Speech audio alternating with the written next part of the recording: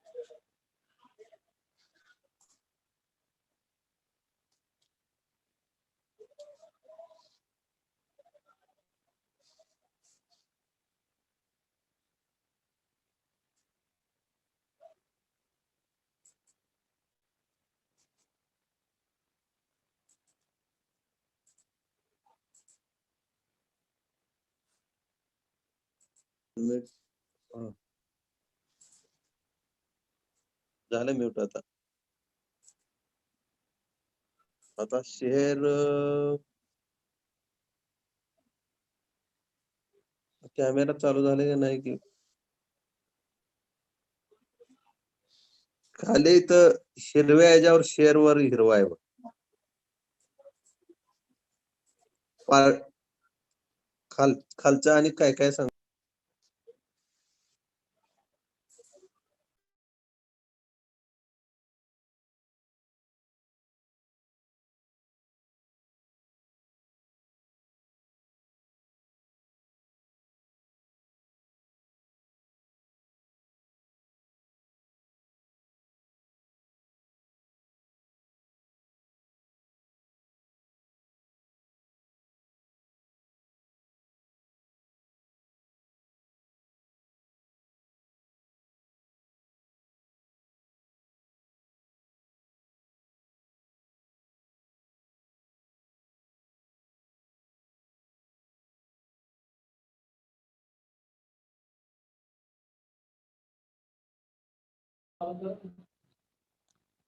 अस्सलाम वालेकुम वरहमतुल्लाहि वबरकातुहू.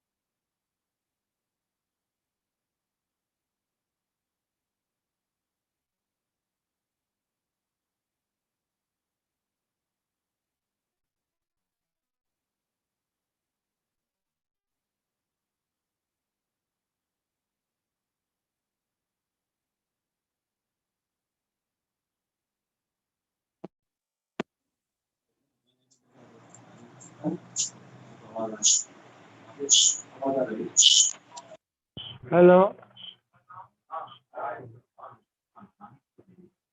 ಮತ್ತೆ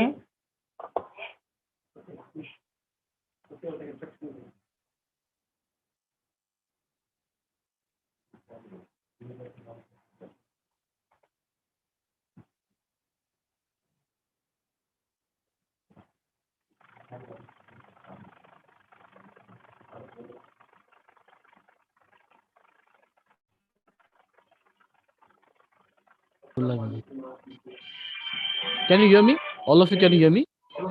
Good morning to all of you. We're just about to start.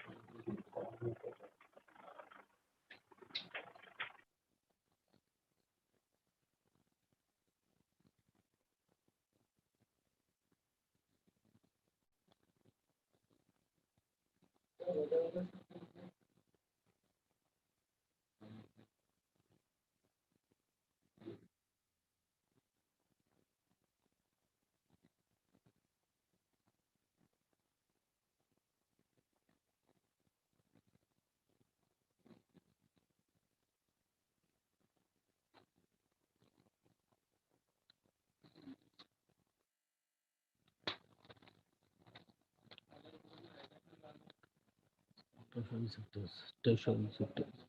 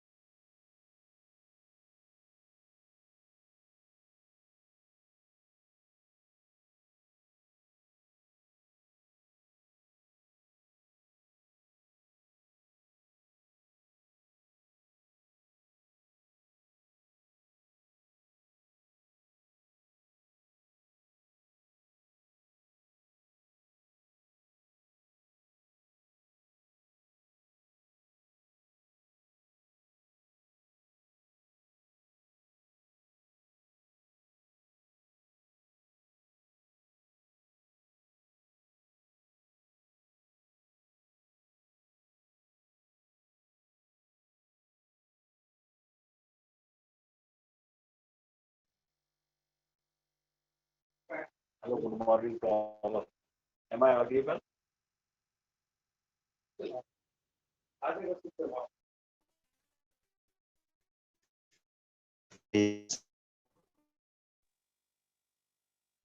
सुने आ रहा है सर? हेलो।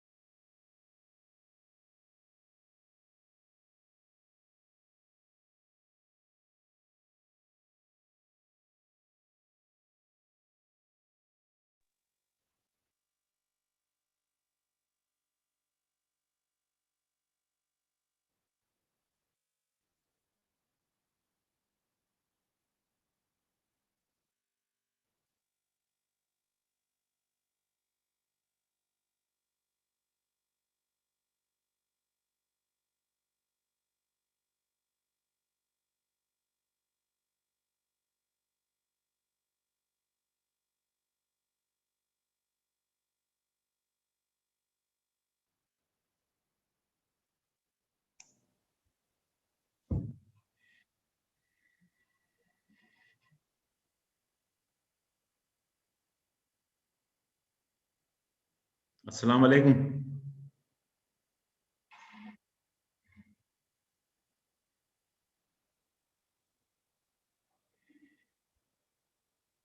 हेलो। हेलो, अस्सलाम वालेकुम। वालेकुम सलाम।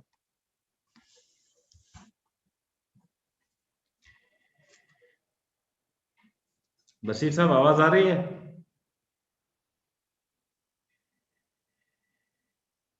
आपका माइक ऑन कीजिए। Respected Dr. Shamama Parveen, Chairperson, Rahbar Educational, Cultural and Welfare Society, Aurangabad.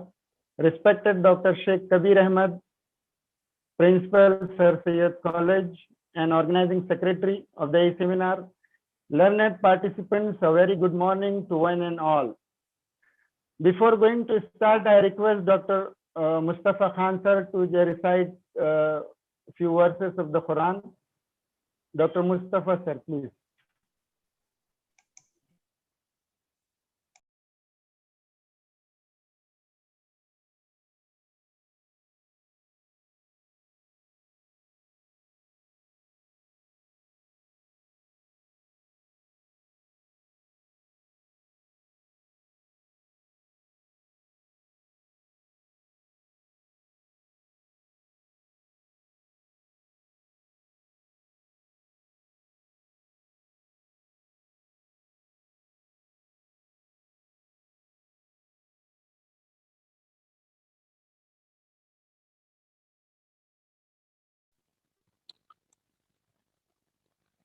أعوذ بالله من الشيطان الرجيم.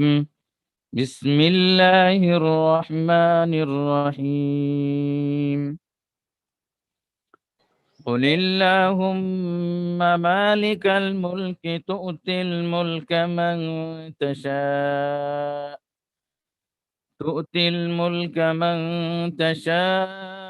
وتنزع الملك ممن تشاء وتعز من تشاء وتذل من تشاء بيدك الخير إنك على كل شيء قدير.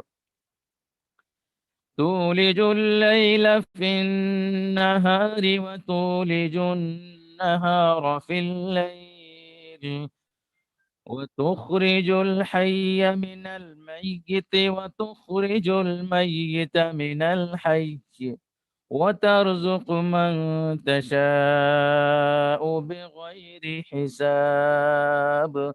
صدق الله العظيم.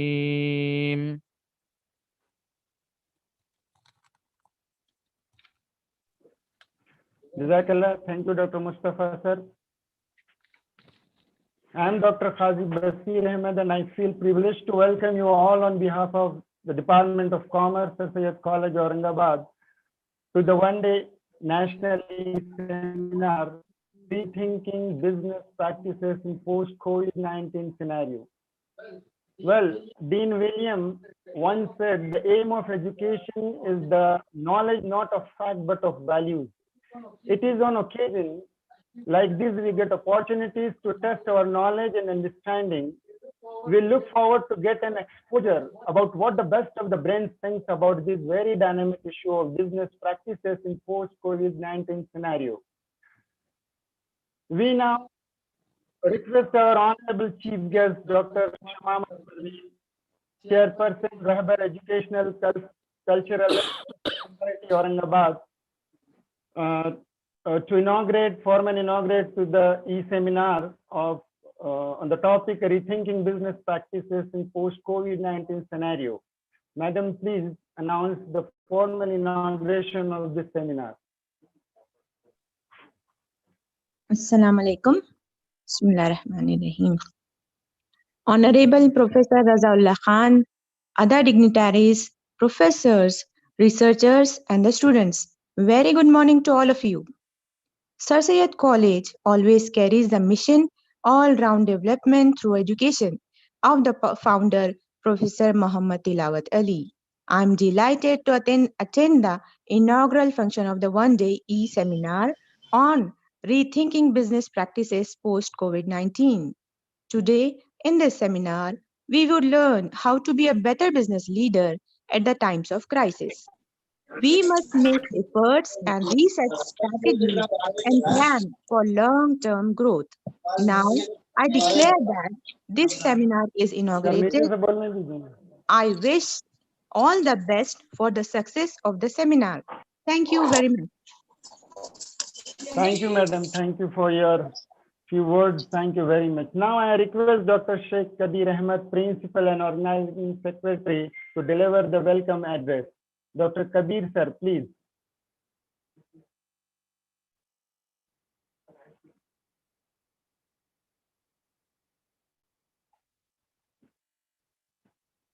Principal Dr. Sheikh Kabir Ahmed.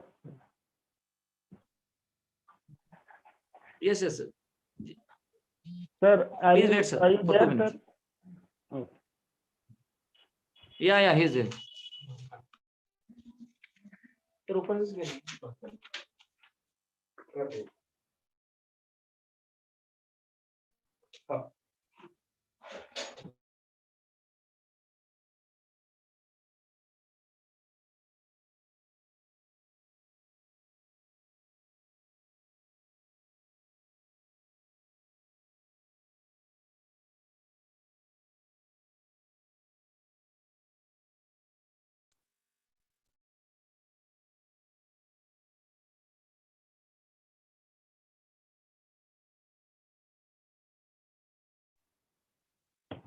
Yes, sir is connecting.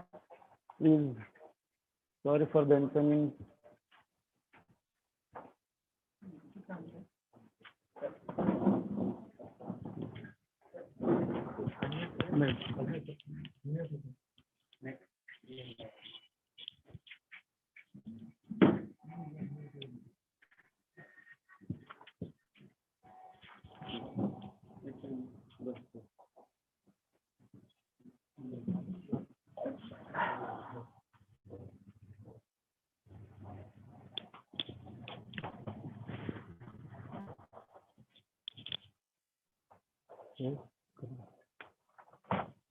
Assalamu alaikum.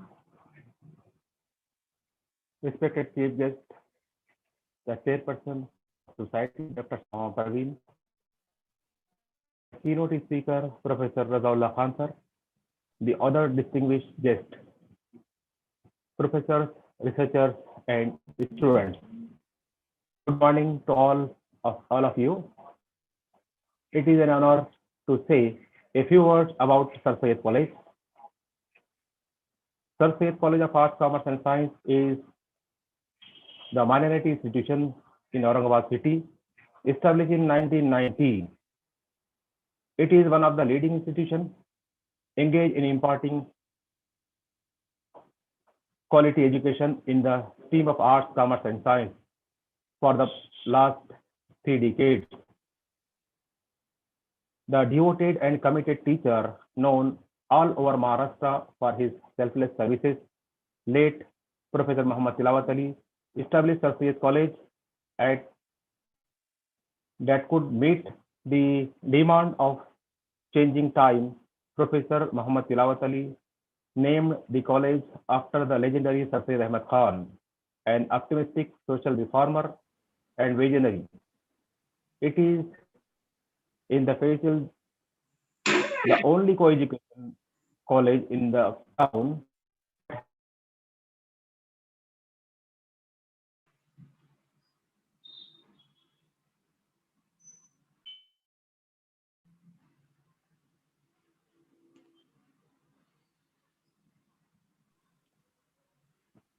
had able guidance of the President, Raibar Educational Cultural Welfare Society, Dr. Shama Parveen.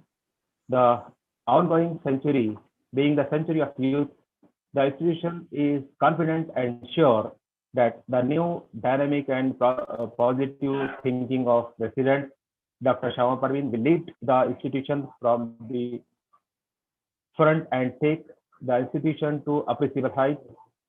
The college offers arts, commerce, science, and at junior level and undergraduate level. Postgraduate courses in Arabic, Urdu, chemistry, history, commerce are also available. To meet the changing economic challenges, the college offers 3-year professional degree courses such as BBA and BCS. This institution has always taken an initiative to prove its mission, human citizens through education. The college has a long-standing academic tradition and boasts of the team of 34 experienced and well-qualified, dedicated faculty with 13 research guides in Arabic, English, commerce, history, chemistry, botany, and zoology. 29 teachers had doctorate and 11 teachers have qualified NET and SET examination. Under NSS, the college is involved under various social activities. Sir Syed College is the only college in the region winning intercollegiate football tournament consecutively for 7 years. The faculty is also involved with their research work through minor and major research projects. The dedication and teamwork of the teaching and non-teaching staff has won several laureates to the institution. So far, 34 students have stood in the merit list of university. 3 students received the gold medals in the arts and science. Today, approximately 2,000 students are on the campus of Sir Syed College. 2 commerce students of our college have qualified CA examination. Hundreds of students are regularly placed in different companies. For 4 students of our college, junior college, got admission in MBBS courses. In this recent declared result, Sheikh Naushin appeared 9th in the university merit list, and Khan Asma scored the highest mark in zoology and received the Miss Anita Award. We are all bound to dedication, quality, and excellence. On behalf of Sir Syed College, I welcome all participants in the national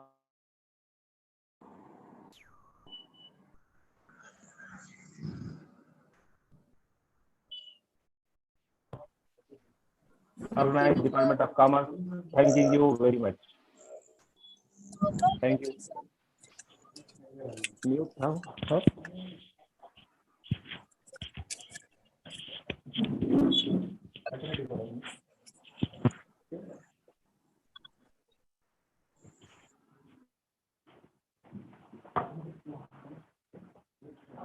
Thank you very much, sir. Your thought-provoking address, sir, a perfect platform for our speakers to deliver their presentations. Thank you once again, sir. Now, may I request Dr. Neyman Ubaid, Assistant Professor, Department of Commerce, Sarfiyat College, Aurangabad, to give brief objectives of the e-seminar. Dr. Neyman Ubaid. Good morning, everybody. Introduction of the seminar. COVID-19 is proving to be a long-awaited big one, a pandemic capable of bringing societies and economies to their knees. There is an urgent need to examine how COVID-19 as a health and development crisis unfolded the way it did it, and to consider possibilities for post-pandemic transformation and for rethinking development more broadly. COVID-19 has an unprecedented impact not only on health and humanity, but also on the global economy. The drastic shift in consumer behavior has created an everlasting ripple effect on businesses from all industries. The short-term behavior of consumers coping with this crisis tend to last long-term, impacting business models, partnerships, and the competitive landscape.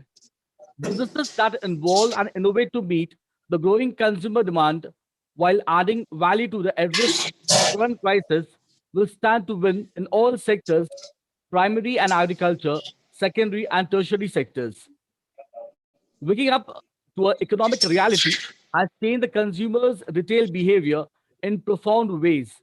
E-commerce stores are facing the challenge of meeting the consumers' needs, inventory flux, time management, and customer support. Needless to say, the responsibility to provide a no-touch, hygienic experience in every sale. Online payment platforms are now creating more digital options and solutions for customers, devising an inclusive setup for the audience irrespective of the educational and financial background, building omniculture payment solutions to accommodate varying ways of shopping, accelerating business opportunities to collaborate with tech support in the future. The global pandemic has created an everlasting impact on the industrial landscapes. Businesses are now navigating through the disruption, seeking more and more solutions to help them thrive in the post pandemic era. Now it's a time to rethink partnerships, strategies, and retool technology to meet this dramatic shift in a cost efficient yet secure way. Thank you very much.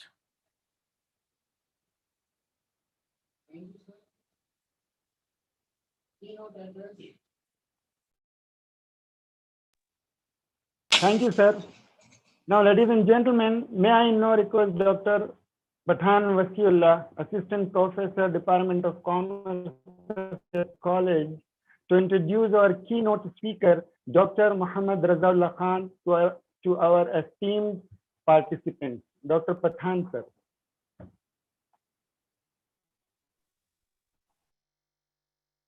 Assalamu alaikum and very cheerful good morning to all of you. On behalf of Sarfiyat College, Arts, Commerce and Science, Aurangabad, Maharashtra, India, I, Dr. Pathan, welcomes you. Honorable Dr. Shamama Parveen Ma'am, Chairperson, respected Principal, Dr. Sheikh Kabir Ahmed, respected professors, dear participants, and research fellows. I feel proud privilege to be here to introduce today's keynote speaker, Dr. Razaullah Khan. I feel it's quite difficult to introduce such a multi-dimensional personality like Dr. Razaullah Khan, but I will try my level best. It's just like counting feathers in a one cap. Dr. Muhammad Razaullah Khan is MCOM DCA PhD, presently working as a professor and head Department of Commerce, Maulana Azad National Urdu University, Hyderabad, Telangana, India. He has a vast teaching and research experience of 29 years. Also, he gives 25 years administrative experience.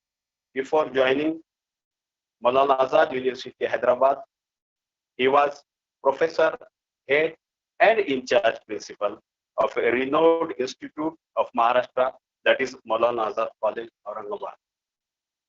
He is the author of 2 books and 3 chapters. He has published 54 research papers in various national and international journals. So far, 15 research papers presented and published in national and international conferences.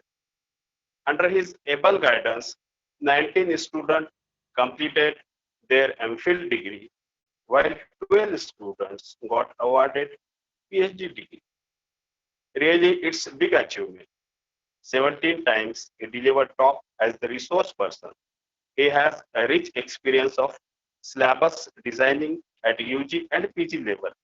He is a member on 7 academic and professional bodies. He established 2 innovative programs. His area of interest are knowledge management and knowledge economy. Dr. Razaullah Khan has proved that success comes from passion and not from position. Apart from this, as per my knowledge, Dr. Razaullah Khan has played a vital role for the establishment of Kavish Foundation at Aurangabad, Maharashtra, India. Kavish Foundation is providing a platform to the students those who want to UPSC exam clear. This Kavish Foundation, one, Mr. Patel become IAS officer, and second, Mr. Noor Siddiqui has cleared the IRS exam. Thank you, sir.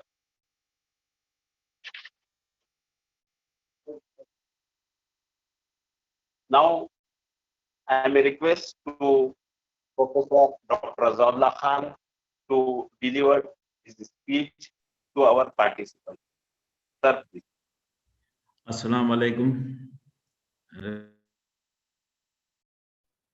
Chairperson of the Rahbar Education Society, Dr. Shamam Parveen, Principal of the college, Professor Dr. Kabir Ahmed, Head of the Department, Dr. Khazi Basir,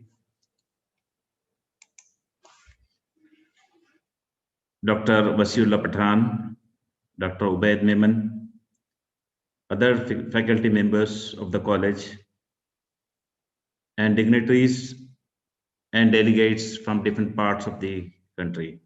It's good morning. Assalamu alaikum. Today I'm going to speak on how the pandemic has changed the way we used to do business. It's not business as usual. We call it BAU now. Business as usual, BAU. It's no more there. Change has compelled us to think the way we have been doing, the way we have been living, the way we have been operating, and the way we have been thinking. It's a new world now, you may say, in last 1 year. We have passed through turbulent times. When the lockdown started, nobody thought that it is going to stay for months. At the most, we thought that the government has announced a 2 weeks lockdown, so it may end up as soon as we complete 2 weeks. But it remained there till the end of 31st of March 2020. In April, it continued, and later on, months together, it continued. Still, we are reeling in this particular pandemic we call as now COVID-20. I'm going to talk or discuss about how it has affected and what new areas are there, what challenges it has thrown to us, and what are the ways through which we can go through and do the businesses so as to be on the normal. When we talk of normal, whatever the new normal we have to accept it as the new way of doing, thinking, and living. I will be sharing a screen. I have certain slides to share with you, wherein I will be detailing different aspects of this pandemic and how businesses need a relook.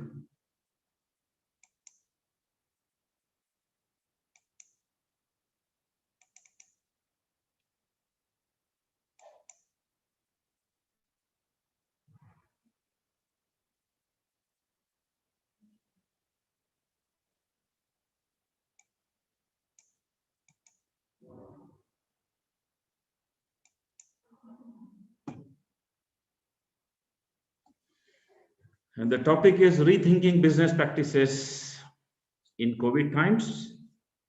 And it is a time of forced innovation, you will say. We have been forced to do innovations. It has compelled us to evolve new ideas. If you see in the background, the slide presents an innovation of pencils that have been cut, that have been reorganized, and a new way is there, where fluctuations are there, topsy-turvy, way ahead, twists are there, turns are there, but you have to go ahead. The journey must continue. This is shown in the first slide. Thematic presentation, I have made it here. Very few slides are there, but I will be discussing or restricting only to the new areas where we have to, I may say, focus more. Distancing and seamless connectivity, it's two different things we have at the same time. See, when we talk of distancing, we have one thing in our mind. We have to keep a physical distancing, but at the same time, we have to have strong connectivity. Connectivity is there, and that too with seamless. So we are basically in the midst where we are witnessing an unprecedented time of distancing as well as isolation in physical form, but we are seamlessly connected with global network so long as living and livelihood is concerned. This pandemic has evolved different ways of thinking, living, working, and managing the affairs of the life we never thought of prior to March 2020. If you see this theme, you will find that there is a connectivity. Connectivity is seamless, not shown here. And there is a physical distances we have to have. If we want to succeed, we have to follow the norms. We have to follow the new norms and new way of doing things. A new way of doing things asks us or demands us that we should relook at what we have been doing earlier. And we don't have to invent anything. We have to innovate. We have to relook. And we have to come up with something new, something better, so as to have our business going, our activities continued.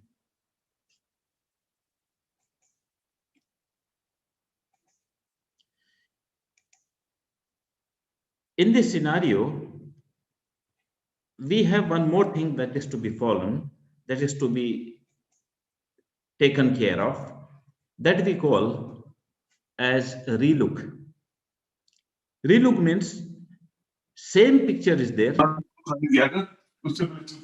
Only thing is that we have to see it from a different perspective, from a different angle. Because human society, since long, science, since time immemorial, we say that, we have been doing business in the way we used to do. Brick and mortar model we were having earlier. Then different strategies were adopted. The idea was basically to continue with business. It's a very vital part the businesses are playing for the society as such in this new millennium. But we say that we are at a crossroad. Why? Because COVID is something which has impacted all businesses all over the world with a single stick. It has not differentiated between the different geographies, between the different business setups, and between different social setups too. It has impacted businesses, maybe for good for some, and bad and worse for most of the businesses.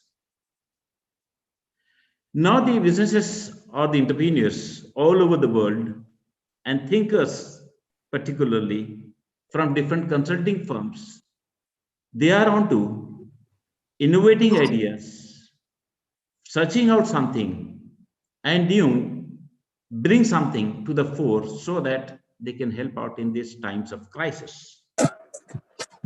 You must be knowing one consulting firm of US we call as McKinsey and Company. They are having their own outlet of with the name of Global Research Institute, wherein they continue conducting research in different areas. Since after COVID-19, so far they have given a briefing note of more than 36 times. The latest one that was released, I think, on December 16th, wherein they have mentioned that the businesses are suffering, but there is a light at the end of the tunnel. There is a light at the end of the tunnel means there are hopes. Disruptions will stop and mobility will be as usual. They have presented the case of the banking sector, which is now coming up after this 2020 disaster. And they are hopeful that, I mean, say that once the banking sector will evolve, or once the banking sector comes to on its track, the things will be as usual in near future.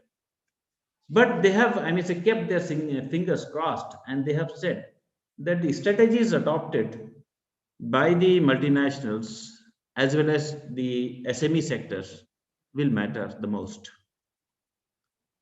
Now, if you see the different, I mean, say, segments who got, I mean, say, some gain from this and those who lost, I will just focus on the sectors who gained in this.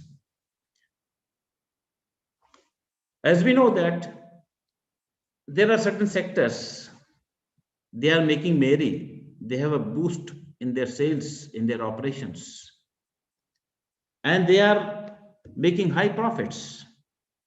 They are at advantageous position. So the gaining ground includes video conferencing, that is virtual interface. This is the best example that I am talking to you. It is only because of the virtual interface. Video conferencing tools like Zoom, for example. Zoom has made money like anything. Zoom has doubled its turnover within 3 months. And it is making money like anything. Then Google Team, Google, I may say, it's there. Microsoft Team is there. So many platforms have come. We never thought of that they will be providing services and they will be making money like this. Zoom, Team, then Google Meet, they are basically making money like anything. Second to that is games and entertainment industry. Games, as you know that PUBG is a game of China. Similarly, a lot of games are there that are online, that are in virtual mode.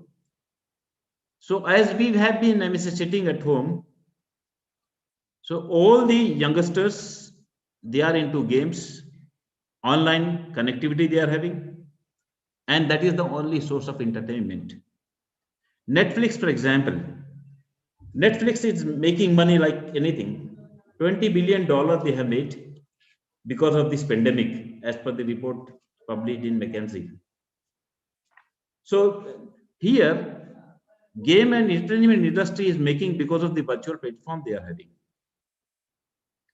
Third in the order is health services.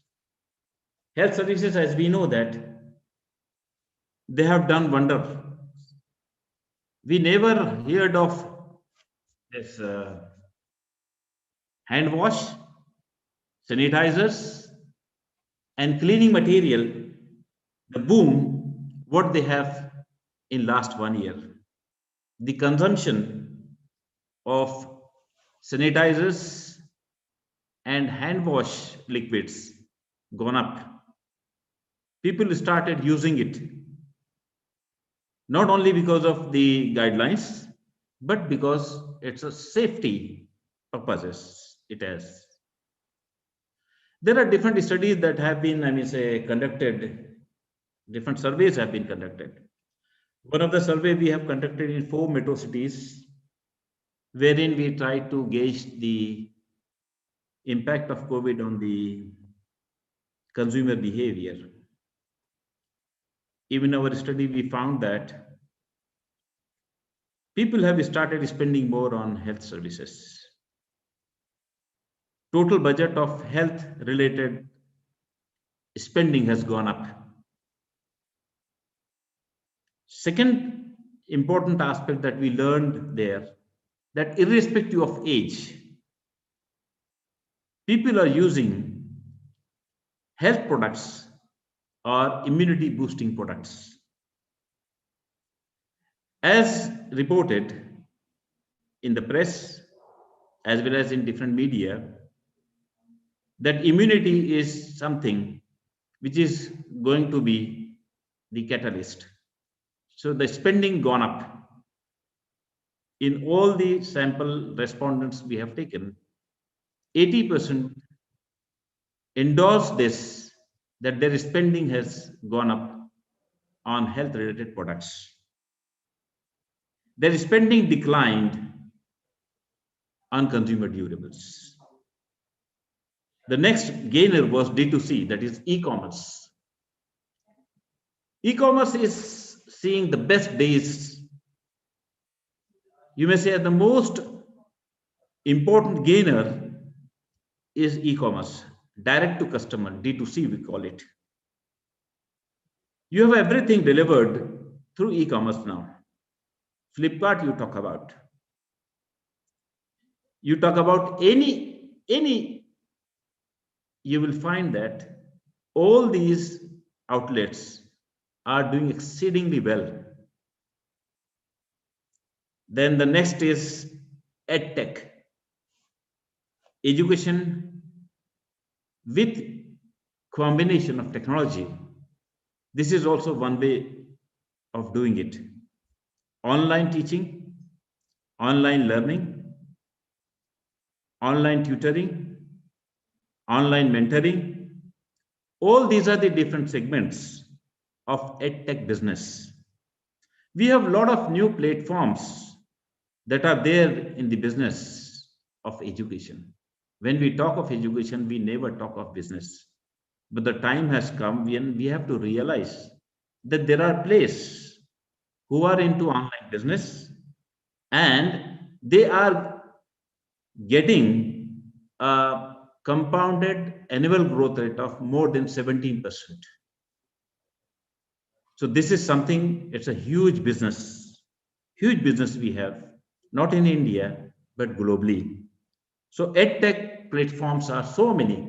Byju's, for example, they are into business. Khan Academy, if you talk about, they are into online businesses of education. There are so many platforms like Informatics and all. They are making their profits through this COVID time by offering different products for different segments. Then we have FinTech. Financial technology is available. Many of you might be knowing that when the spending stopped, people started using money precariously. Very cautiously they were spending. They were keeping the cash with them. The idea was a psychosis, a fear psychosis. They were reading through that it was difficult for them to spend because everybody was feeling unsafe and everybody was having one perception. We don't know what will come in the next month. What is next in the waiting, we don't know. We must have to have money with us. So all were holding cash. But when things relaxed in July to some extent, people started investing in stock market. So the stock market started gaining ground and there was some recovery in stock markets.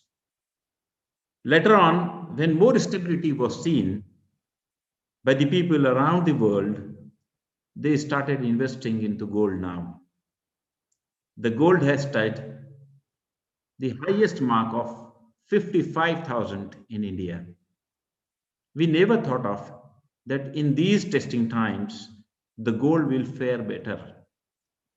It was a consequences of low spending that has resulted into some surplus with the middle class, and they have started investing first in the share market.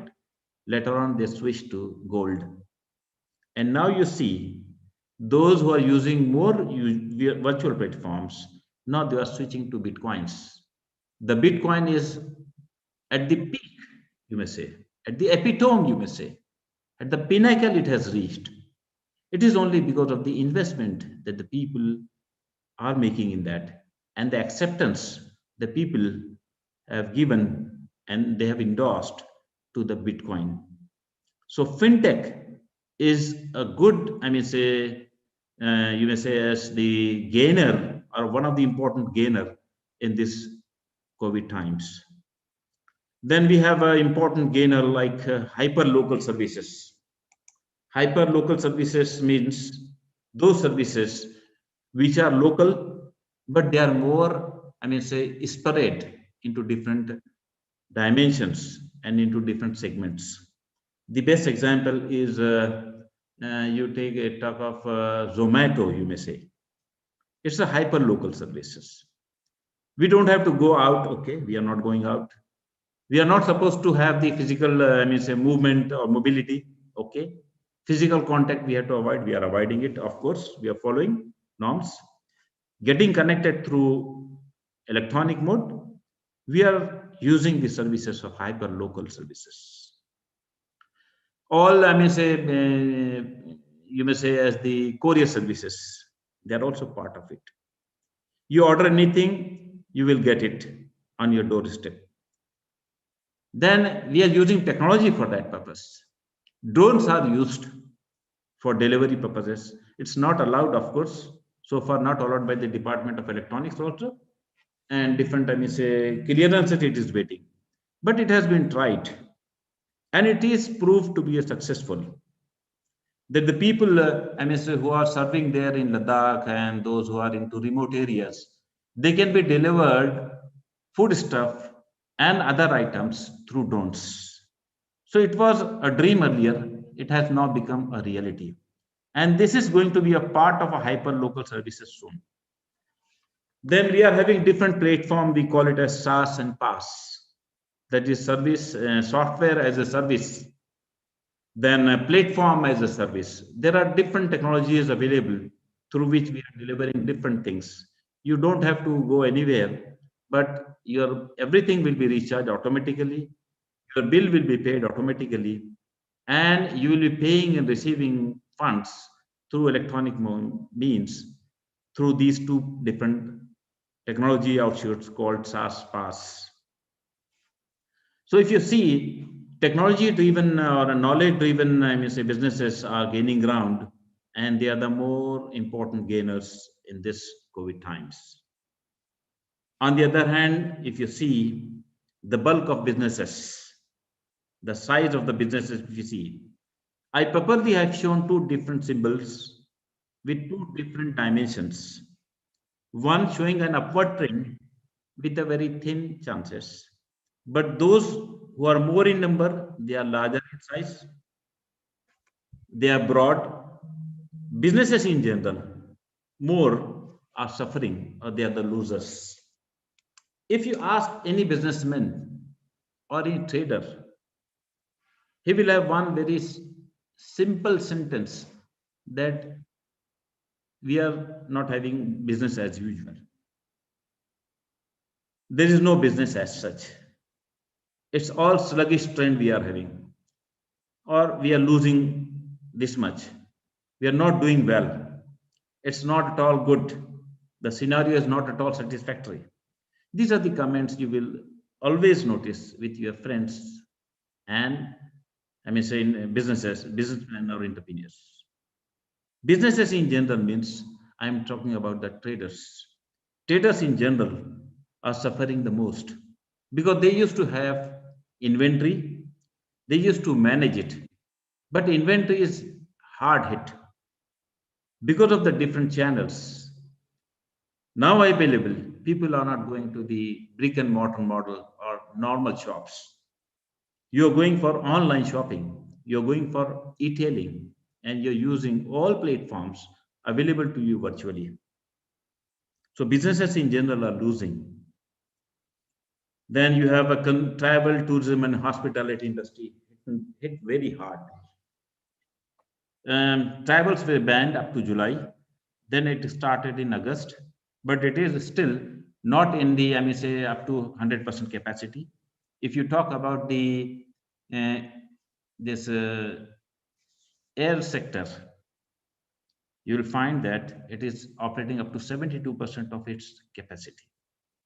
If you talk about railways, it's still not there. More than 50%, of course, but not 100%. If you talk about the state transport, now it is working almost 100%. If you talk about the private tour operators, they're not, say, doing it because tourism places were banned. Only in the last month it has been, say, thrown open for the public. So tourism will pick up because the season also, because tour operators organization has put a tremendous pressure on the ministry to start tourism because the season was going and only 2 more months are there where they can make some money out of this tourism industry. Then hospitality has been hit very hard, of course, adversely affected. All the hotels and restaurants, they saw a dip and closure for almost 4 months. Then after that, it started. And they have a lot of restrictions because of that. They are suffering a lot.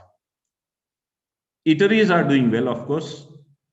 Eateries where say people can go and take food, they are doing well because they have the facility for takeaway and as well as the say eating halls and dining halls they are having. So they are doing well. But as such, hospitality is suffering. Then the most important one, which is still say reeling under threat, not sure, that is entertainment. Of course, the government has allowed, the government of Maharashtra in the last month has allowed that the cinema theaters or cinema halls can be opened, but there are so many say restrictions that are laid on them, and that has made them inviable. They say that it's not viable for them at all. So they already lost almost 6-7 months, and after that, and now they got the permission with lot of restrictions that makes it inviable because people are also afraid. Why to go in cinema halls?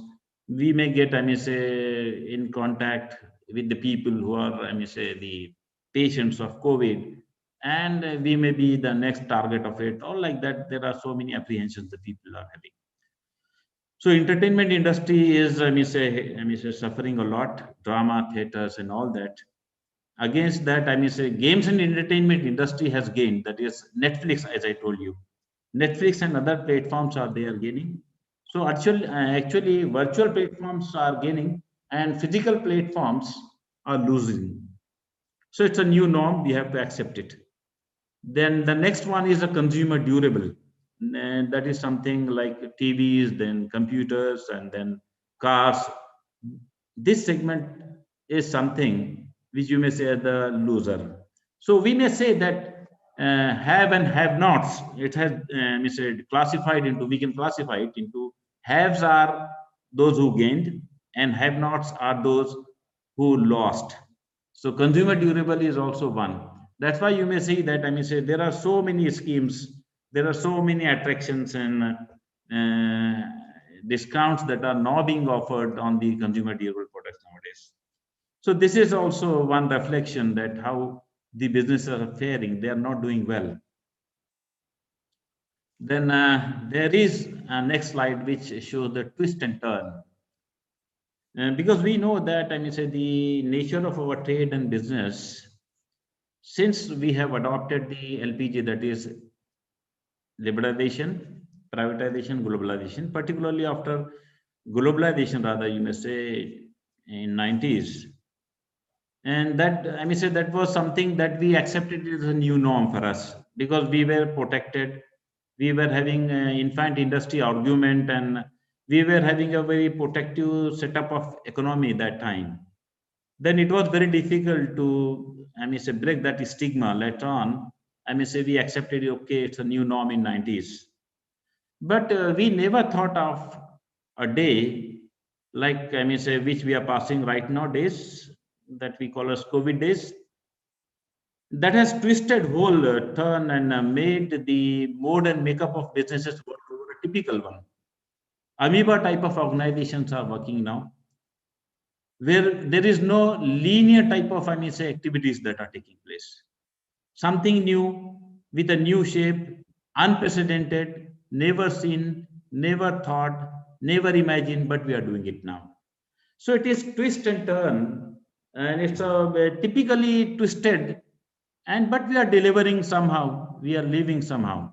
So we have to pass this time and ultimately tackle it with a very, I mean, say, broad shoulders and with a very new mantra of innovations and resource management.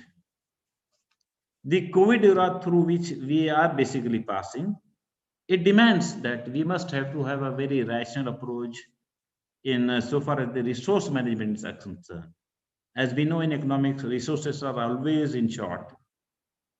Resources are always in short. They are always limited. And with the limited resources, we have to satisfy our wants, our desires, and so many things.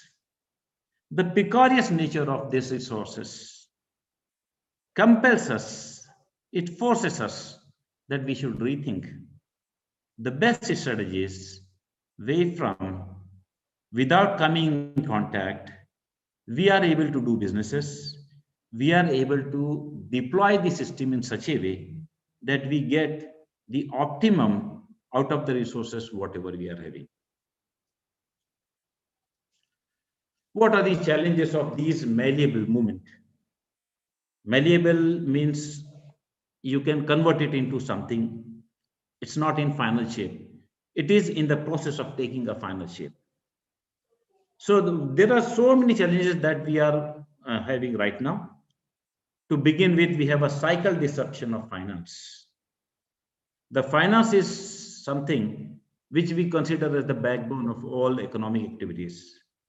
If the cycle is disrupted, if the cash crunch is present, if the liquidity is there is bound to be a short-term unsoundness or insolvency. So short-term financial strength was affected, and in some cases it was long-term solvency also. But the ultimate idea is basically now is to maintain that short-term cycle of this finance. So this disruption we can overcome if there is adequate liquidity available. In this, role of government is very important. Whatever the benefit that has to come into so as to move the economy forward should be direct, not indirect. Whatever so far reforms, whatever so far benefits that have been announced, that were all indirect. The second is demand shock.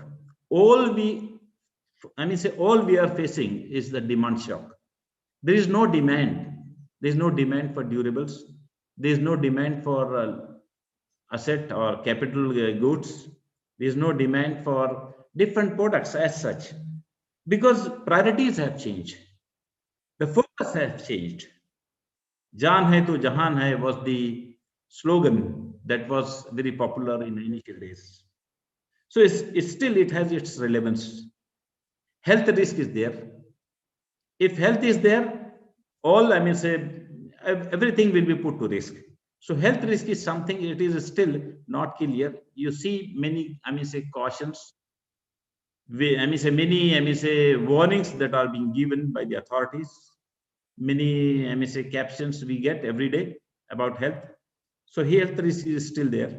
Uncertainty is also there in all aspects of life. Not only life, but the livelihoods, that is, I mean, say, which we are depending on economy, our businesses, lives as well as livelihoods. All uncertainty is there in its full throttle form. Then we have disruptions and unemployment.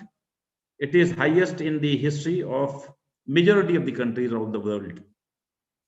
Even in Second World War, unemployment was not that high what we are passing through right now. In some of the cases, we are having disguised unemployment, where 2 persons are required, only 3 or 4 are working. So it's all there in different forms and different phases. We are having unemployment. Then zombie workforce we are having. Very unenthusiastic, not delivering to the, I mean, say, efficiency levels possible. Just, I mean, say, are there on roles, but not contributing. So zombie workforce we are having.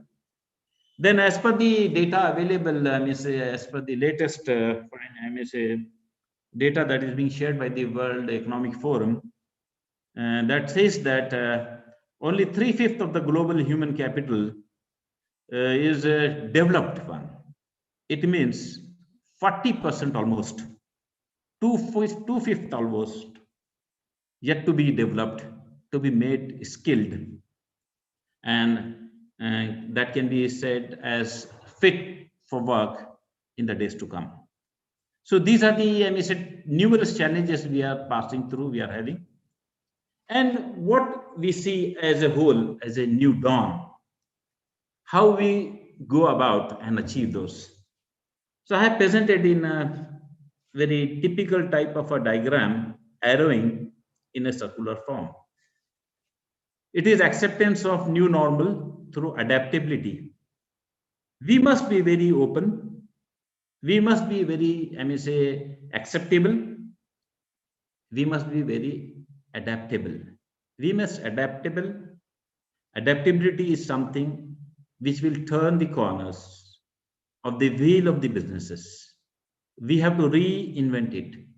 Putting things together, we can do it. Adaptability is something that we must not have to have mental stigma or psychological barrier in accepting new normal. We have to accept it as a reality and move forward.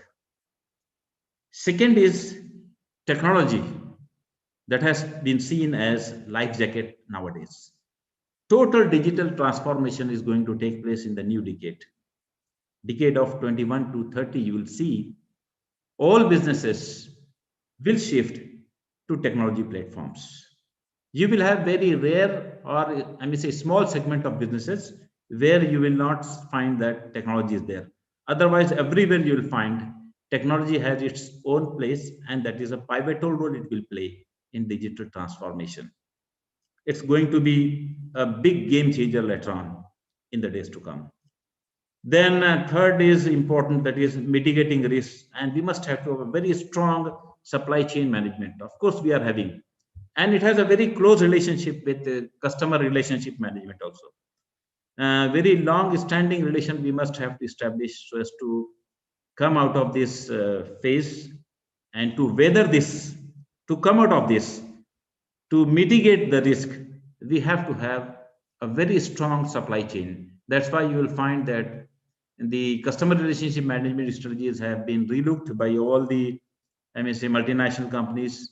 They are maintaining all your data through technology platforms, through AI, and through digital marketing, you may say, and big data and data sciences and all these technology. They are, I may say, mitigating the risk, minimizing the risk, and having a very strong, long-standing relationship we wanted to make with the customers, so as to avoid all these disruptions that have been created by the COVID. Then ultimately the central point is innovation, the key force. We have been impelled, we have been compelled, we have been forced to do things in a new way. Doing things in a new way, we call it as innovation. It's not something or inventing something new, but we have been doing it, but doing it in a something better way. Something we call it as a nimbler way of, you say, nimbler way of working.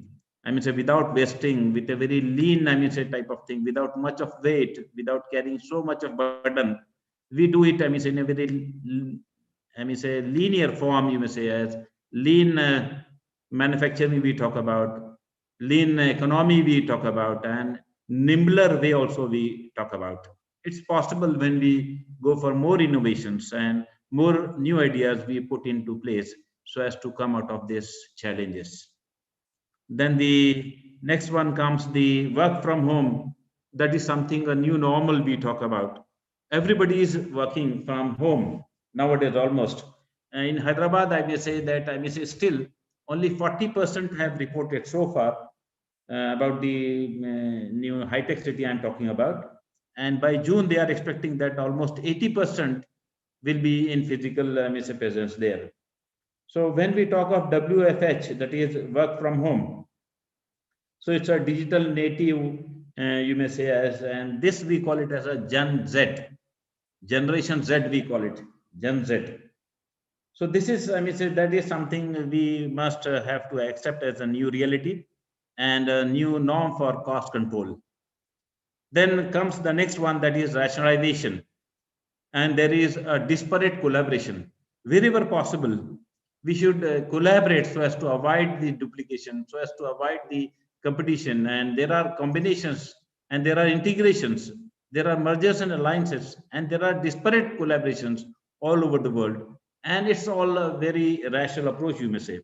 As you must be knowing, you must be aware that after Second World War, the rationalization concept was used as one of the important tool of management so as to minimize the wastages and focus more on rational approach of doing things.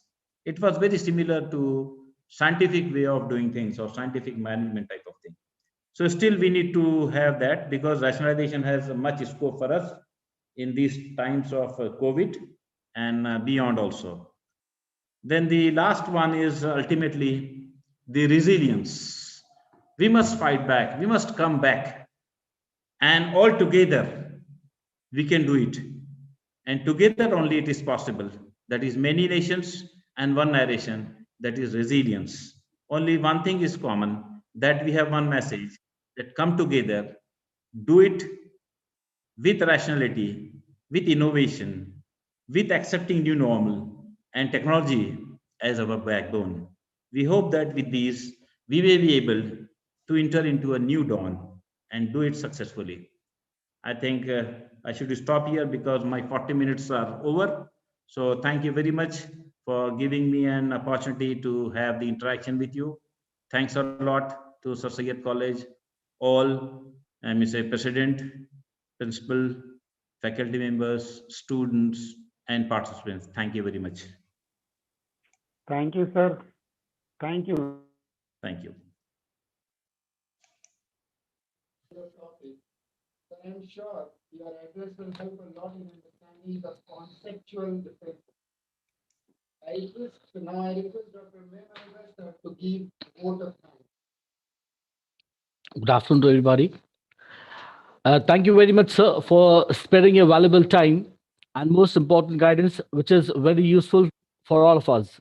Once again, I would like to thank you from the deepest corner of my heart. Have a wonderful day. Thank you very much once again.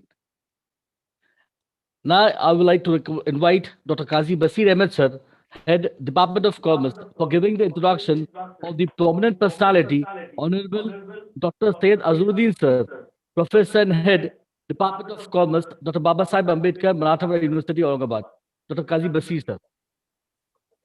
Thank you, sir.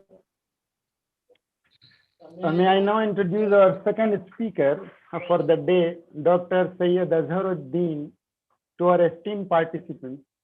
Ladies and gentlemen, it's a great pleasure for me to introduce our speaker today, who is going to talk to us about the innovative business modules in agriculture and manufacturing to make Indian economy Atmanirbhar.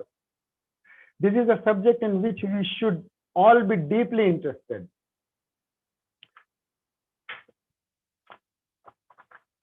Dr. Syed Azharuddin is Distinguished Professor and Head Department of Commerce, Dr. Baba Saheb Ambedkar, Marathwada University, Aurangabad. He did MCom, PhD, MCom, MPhil, PhD, and Bachelor of in Journalism from Dr. Baba Saheb Ambedkar, Marathwada University. He also has distinction having PG DBM from Velinkar, Mumbai, PG DHRD from Aikulam, Chennai.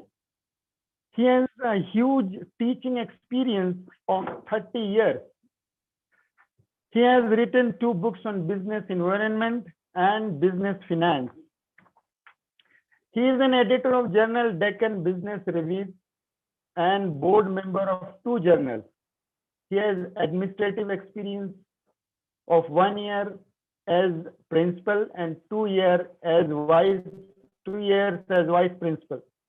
He was management council member, finance and accounts officer of university for 2 years, and also had the distinction of holding post of registrar of university during the course of his tenure.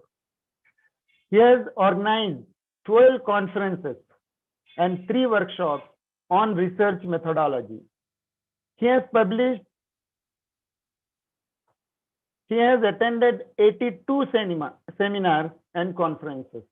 He has published papers in 36 international journals and national level publication is 28. He has delivered in all 177 lectures as resource person at different seminars, conferences, workshops, orientation and refresher courses. He has also published 6 articles in newspapers. He has completed international project on tourism in collaboration with Indo-Italian Chamber of Commerce and MCED, Government of Maharashtra. He is and was a member of academic bodies such as Member Academic Council, Chairman and Member Bodies, Member Board of Studies, Member RRC, Faculty of Commerce and Management Science, Dr. Baba Saheb Ambedkar, Marathwada University, Aurangabad, Member Board of Studies and RRC in 4 universities in India, Member of Academic Audit Committee of 2 universities in India, and moreover, he is life member of different associations such as Aurangabad Management Association, Aurangabad District Football Association, and others. He has mass media experience also, worked as transmission executive in All India Radio for 11 years. He was awarded with Best Feature Production Award for Family Welfare at Akashvani Annual Award in the year 1998. He is also approved commentator of hockey, football, and cricket. In sports, he represented university football teams 5 times and hockey team once. He was also captain of the 10 Marathwada. He was also captain of the then Marathwada University football team, winning the West Zone Championship for 4th time in the year 1989-90. And the captain of runners-up university team at all India level. He has visited several countries in connection with conferences and projects such as European countries, Asian countries, US, and African countries. In all, he has visited 26 countries throughout the world to date. Ladies and gentlemen, please join me in welcoming Dr. Syed Azharuddin, sir. Sir, please. Thank you, sir. Am I audible? I just need a hands up from you? Yes, yes, yes, yes. Sir. Thank you, sir. Thank you very much. At the outset, I would like to thank Department of Commerce, Sir Syed College, Aurangabad, the management of Sir Syed College, Principal Sir Syed College, organizing committee and convener for inviting me as a resource person for this national webinar. Rethinking business practices in COVID-19 scenario is just the issue before India, and that is why I think this is a very appropriate topic which has been chosen by the Department of Commerce as a title for national webinar. Friends, I would like to speak today on a very different perspective, that is innovative business modules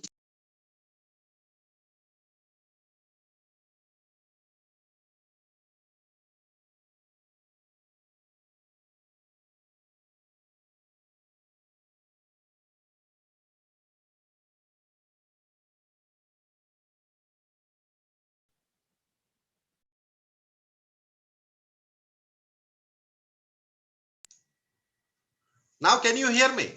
Right, right, sir. Yes, I am here. So shall I start from the beginning? Shall I start from the beginning? Okay. At the outset, I would like to thank Department of Commerce, Sir Syed College, Aurangabad, management of Sir Syed College, principal, organizing committee, convener, and others for inviting me as a resource person for this national webinar.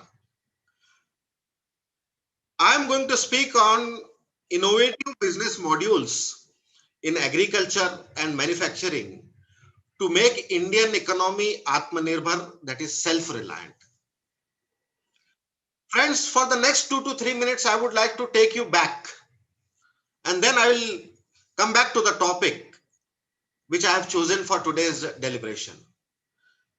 If we go back, you will find that nations have been destroyed and then rebuilt, especially after Second World War. And to give you an example, Japan and Germany were completely destroyed and some of them partially destroyed. I will come back to this when I talk about manufacturing, about Japan and Germany. Now, if you go back and see that how the nations have built throughout the world, you have to know the chronology. What is that? The First World War, which started, the destruction started. Then in between, the Great Depression of 1929 to 1933, ये बहुत बड़ा challenge था पूरे world के सामने. And the work which was unfinished led to the Second World War. ये तीसरा step था. Then the formation of GATT in 1947. Then independence of India in 1947. Then you will find India establishing itself, because it was a vast country. How to build up?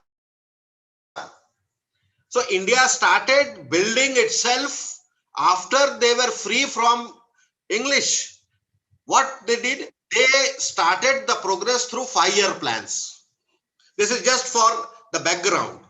Then you will find in between there was a currency change, a new world order. How it changed from gold to the dollar.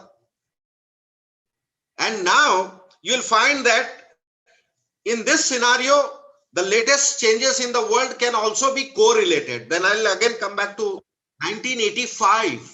This was the period when the GATT was at the peak and the liberalization process started throughout the world. Even the conservative Russians, under the leadership of Mikhail Gorbachev, they started talking about perestroika, that is liberalization. And that was a bigger change in the whole world.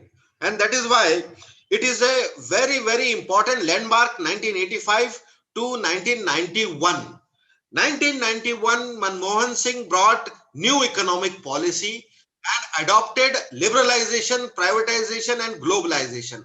why he adopted liberalization, privatization, and globalization? The reason was that India wanted to open the gates and let the foreign direct investment and the multinational corporations should come to India.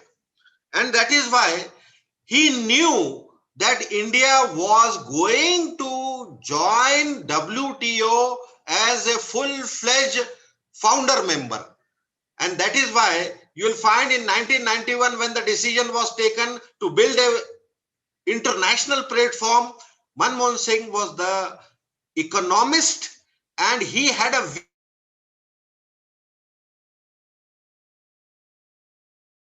view that we will be able to take G and we will be able to progress. So 1/1/1995, WTO came into existence.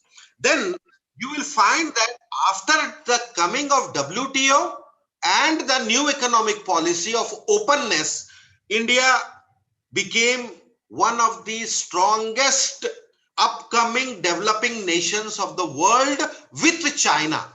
China ने भी खामोशी से क्या किया था, अपने doors open करके और लिबरलाइजेशन को, प्राइवेटाइजेशन को, ग्लोबलाइजेशन को अडॉप्ट किया खामोशी से. लेकिन दोनों की प्रोग्रेस में थोड़ा फर्क रहा, and that is why you will find India at a different level and China at a different level. I'll come back to it later on. Friends, today I am going to deliberate on two issues.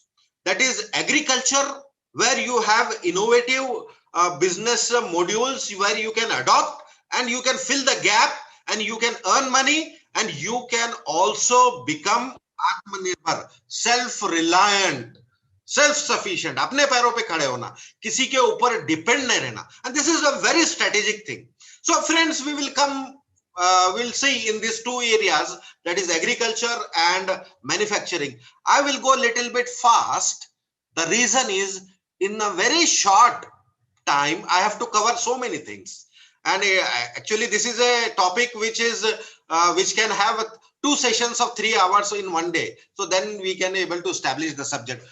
Anyway, I will try to establish it in whatever time the seminar organizers have given me. And I'm fortunate I will be able to do that. Friends, nations are built by the people living there. And entrepreneurs make them strong. As the earlier speaker has said, there is a changing business dynamic. So when there is a changing business dynamic in the post-COVID area, all around the world, not only in India, all around the world, you will find that need is the mother of invention. Need. If there is a need, you invent. If there is a need, you innovate. I would put it in this way. Need is the mother of invention and innovation, both the things. And if we adopt that, we will be able to become successful. क्या करना है आपको? Innovation करना है. और innovation के साथ ज्यादा चेंजेस लाने की जरूरत नहीं है, बहुत बड़े लेवल पे चेंजेस लाने की जरूरत नहीं है, सिर्फ अपने मॉड्यूल को चेंज करो और you become successful. But then there are two other different things and I would like to focus on that. The first thing is agriculture. As I have said, primary livelihood of 58% Indians with gross value added of 4% in agriculture, forestry and fishing according to the Ministry of Agriculture. अब if you see, एक दो ही statistics दूंगा और comparison में आपको समझ में आ जाएगा कि कैसे इतना स्ट्रेटेजिक है हमारा एग्रीकल्चर प्रोडक्शन. अगर हमने इसकी तरफ जरा भी ध्यान नहीं दिया तो we may lose out. And that is why we have to be very careful in not letting the things captured by other people or the other countries, because we cannot stop anybody in the WTO era. World trade organisation के जो members है, अगर वो trade करते तो हम उसको रोक नहीं सकते, इंक्लूडिंग चाइना, वो भी मेंबर है. Now see, if you see rice, wheat and pulses, जो एग्रीकल्चर मिनिस्ट्री हमेशा उसका एस्टिमेट देता है, 2019-20 you will find rice 117.47 million tons का प्रोडक्शन हुआ, wheat का हुआ 106.21 million tons and pulses 23.2 million tons, 02 million tons. अब ये प्रोजेक्टेड 2021 का जो है वो है wheat का है 117.50 million tons, और राइस का है 106.50 मिलियन टन और पल्सेस का है 25.6 मिलियन टन। अगर इसको दोनों को एनालाइज किए and the total of this is analyzed in 2019-20 291.95 million tons was the production और इसको प्रोजेक्ट किया है 298.30 मिलियन टन्स कब किया है 2021 में और ये सिर्फ 2% ज्यादा है। इसका मतलब ये है कि एग्रीकल्चर में सबसे ज्यादा स्कोप है। कैसे स्कोप है?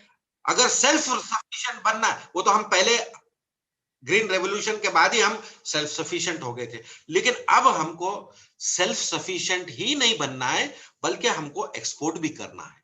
And that is where India have to work hard. हमको हमारे जो शेतकरी है, इनको काश्तकार है, इनको हमको एक इनोवेशन मॉड्यूल बताना जरूरी है ताकि हम जो है ना सिर्फ प्रोड्यूस करें बल्कि एक्सपोर्ट भी करें। कैसे? हमारे कुछ स्ट्रॉन्ग पॉइंट्स है जिसकी वजह से हम क्या कर सकते हैं, ये जो है एग्रीकल्चर में एक्सपोर्ट्स कर सकते हैं। कैसे एक्सपोर्ट्स करेंगे? देखो, इंडिया में every time there is an increasing demand because of two things. One, rising population and income. Income continuous rise हो रही और राइजिंग इन पॉपुलेशन, तो डिमांड कंटिन्यूस है रूरल और अर्बन में। And that is why you continuously need to upgrade the agriculture produces. And if this is there, you'll find that we have a very bright chance to capitalize on the export sector. I'll come back to later on. जब मैं बताऊंगा areas कहां कहां है तो वहां पर हम उसको एक्सपोर्ट। सेकंड, हमारे पास जो बहुत स्ट्रांग पॉइंट है इंडिया के पास, अपॉर्चुनिटीज। अपॉर्चुनिटीज है, इसलिए कौन से अपॉर्चुनिटीज है? जैसे in agriculture inputs जो varied variety के, you can go for that. And here you will find that these agriculture varied varieties and varied inputs, they are supported by three things. What are those three things which are supported by those agriculture inputs? You will find that today there is a demand for warehousing. Why? If you have an agriculture produce, you cannot store it for a short, medium and long term, क्योंकि हर बार market नहीं होता है। तो short term के लिए भी अपन उसको क्या कर सकते हैं, स्टोर कर सकते हैं, मीडियम टर्म के लिए भी स्टोर कर सकते हैं, और कई बार ऐसा होता है कि सीजन आगे होता है तो सीजन के लिए वेट करने के लिए आपको लॉन्ग टर्म भी थोड़ा सा स्टोरेज करना पड़ेगा। Government has come up with a very good scheme of warehousing. Warehousing के लिए वो 1 करोड़ से ऊपर, जैसे आपका प्रोजेक्ट है उसके ऊपर फाइनेंस अवेलेबल है। And if you go for that, I think this can be a very very viable input in agriculture. ये allied services में आएगा। इसके साथ साथ cold storage. Look at the cold storage. You will find that today government is giving you money. Just come and take the money and do these things. And we require it. Cold storage is not for agriculture only. They are for other allied industries also. It is required. And that is why government is giving you incentive at every time for the cold storage. The third area is agro-based industries. Again, I will come after 5 minutes for agro-based industries. The reason for this is that when we have a chance, we can capitalize. जब हमको वहां पर opportunity दिख रही है, उसको हमने cash करना चाहिए। कैसे, मैं बताऊंगा आपको नए मॉडल्स के अंदर। The fourth is the competitive advantage. How there is a competitive advantage? You will find that India has a high proportion of agriculture land. जब हमारे पास इतना agriculture land है, huge land of agriculture is there in India. Diverse agroclimate. This is the plus point. And throughout India, you have a diverse climate that can be capitalized. हम इसको capitalize नहीं कर रहे। If we capitalize, I think we will be able to succeed it very nicely and very efficiently, and we can go for exports also. The third thing is the motivation for diverse cultivation. Diverse cultivation के लिए छोटा मोटा motivation government तो policies ला रही है, लेकिन at the local level, institutional level and at the educational level, we need to motivate people to undertake it. And that is why when we do this, we will be able to make some innovation in that, and we will be able to survive. Why we will be able to innovate and why we will be able to survive? See, agro-based or agriculture is grains, sugarcane, rice, and pulses. And this is a base. And with this base, what is upcoming is food industry, which is poised for uptrend growth. ये growth के लिए poised है. And that is why if we look at the food industry, there is a growth, everything. You may ask a question, sir, why you are saying there is a chance for growth in food industry? आप सब छोड़ सकते हैं, कम कर सकते हैं, ज्यादा कर सकते हैं, खाना नहीं छोड़ सकते. Can you drop eating? No. If you drop breakfast, you will eat more in lunch. If you drop lunch, you will eat more in dinner. So either way, you will compensate. There will be a craving. So what will happen? Indian food industry and grocery market is the world's sixth largest. And this is what is the strength for India. Then you will find Indian food processing industry is fifth largest in India. India में इतने varied varieties of industries have sectors है, लेकिन food industry और agriculture industry, food processing industry India में fifth largest है. इसका मतलब ये है कि हमको बहुत ज्यादा scope है. And that is why you will find that once you adopt these things, and once you adopt and translate it into a business module, you will be able to successful. कैसे? India is among the 15 leading exporters of agriculture product in the world. पहले 15 में आता है. पहले 5 और 6 largest हमारा grocery market है, और हम पहले 15 में आते हैं Indian industry. Then today agriculture export is $38.54 billion. $38.54 billion का एक्सपोर्ट है हमारा एग्रीकल्चर. लेकिन गवर्नमेंट ने 22 तक एक टारगेट रखा. What is the target? $60 billion by 2022. अगर 38 और 60 का देखें तो $22 billion का हमारे पास डेफिसिट है और हमारे पास टारगेट है. इसका मतलब है there is lot of scope in manufacturing, there is lot of scope in doing some agro based business and capitalize on the local market, national market, and also become a important player in international market. ये बहुत strategic है. अगर ये समझ में आ जाए, focus on some of the areas. देखो, organic food segment, and when I say that organic food segment is growing by 10% every year, there is lot of scope. देखो आप में वेरिएंट आ गया. इवन जैगरी गुड़, पहले गुड़ हम रॉ गुड़ खाते, लेकिन आज organic jaggery. The thing is that the module has changed. Required is why you can shift to those products which we can sell it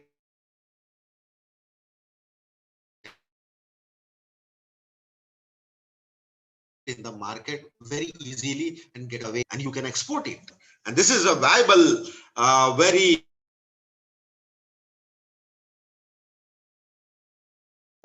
then friends, what fertilizer manufacturing in India, and you will find that the entrepreneurial innovation is required in the fertilizer manufacturing.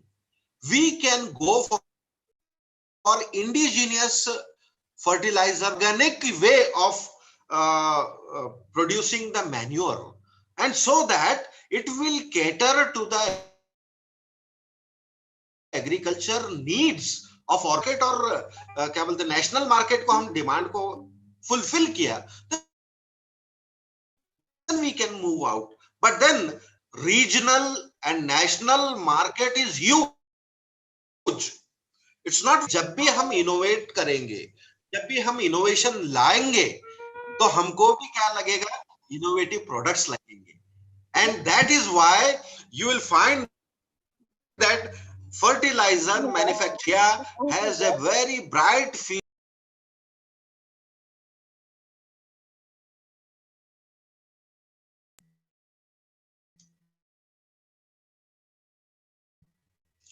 And you can do this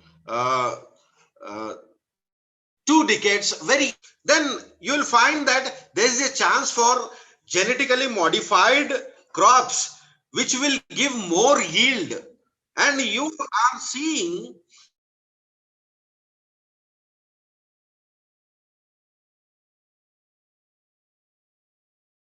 that there is a need.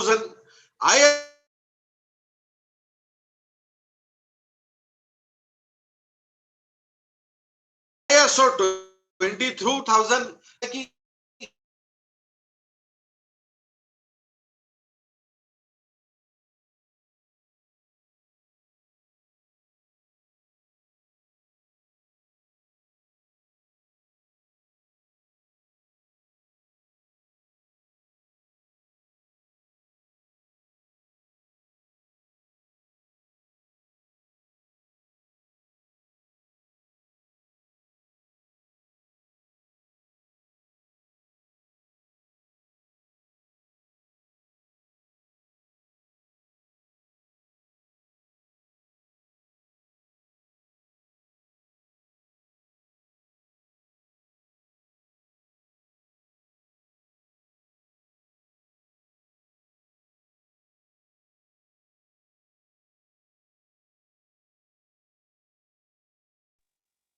Doctor is going to connect.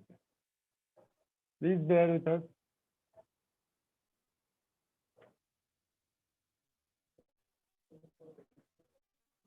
unmuted. Now I think I am audible now. Okay. Yes, sir. Yes, sir. Yes. So I was talking about talking about proper. And now I think I am fully audible. So I was talking about genetically modified crops with the help of adopting TQM, ISO 9000, ISO 22000, and not only this, the good manufacturing practices GMP can be adopted. एक और area है hazard analysis critical point HACCP. And if we go and adopt it in the agriculture, I think we will be able to cash on and make our farm. Which are the areas where new modules can be adopted?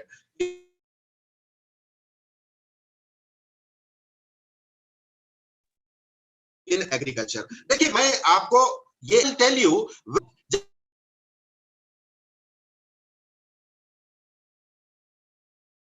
जब हम import करते हैं तो क्यों करते हैं?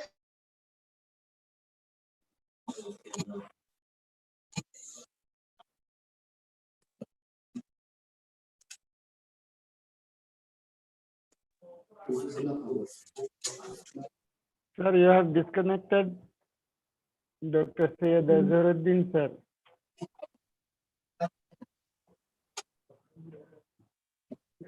Voice is breaking, sir.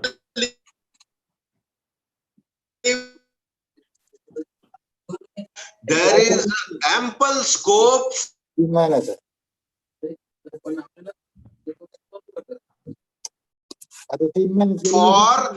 पुढच्या महिन्यात वर्ष म्हणलं ठीक आहे म्हणून लगेच सुरुवातीपासून चालू जाईल.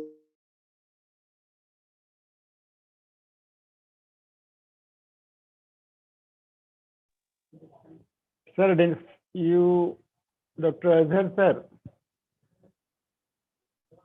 Dr. Azhar, sir.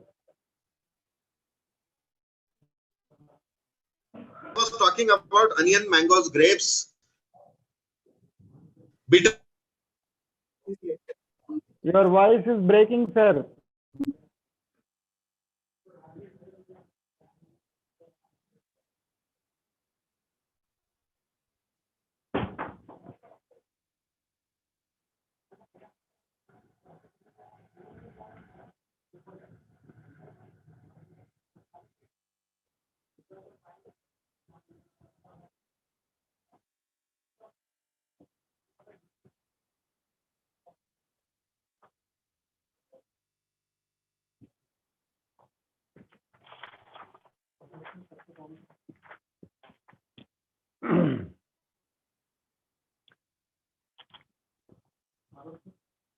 Right now, Dr. Azhar sir is disconnected. He is speaking on the topic innovative business models in agriculture and manufacturing to make Indian economy Atmanirbhar. Dr. Azhar sir.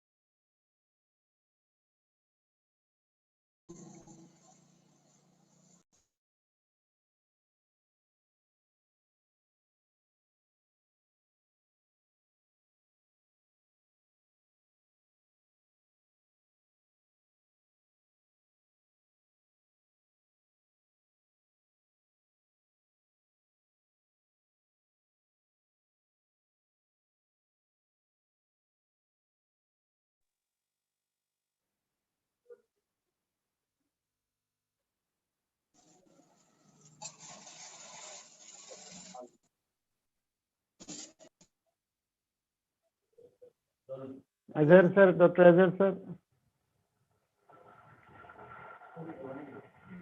Evan.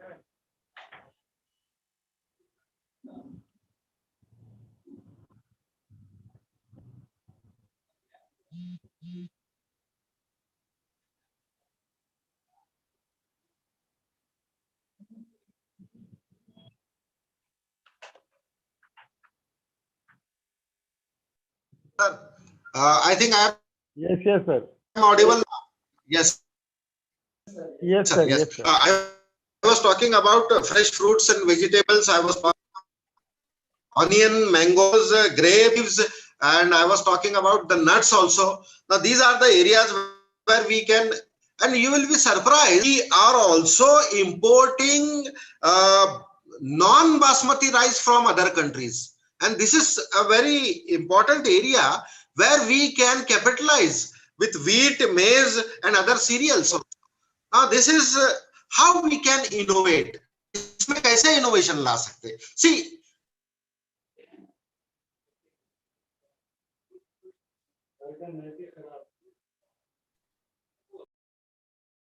if you go for the production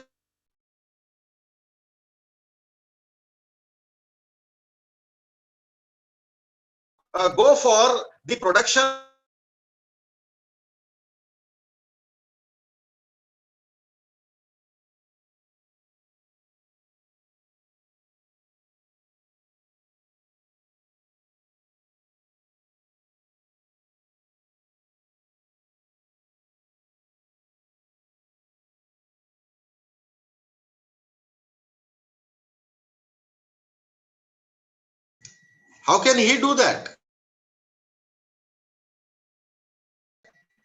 He can very well, if you see, you can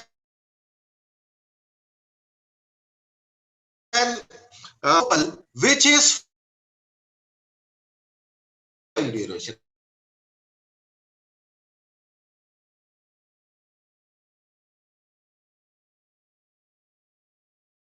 Not very long. To the near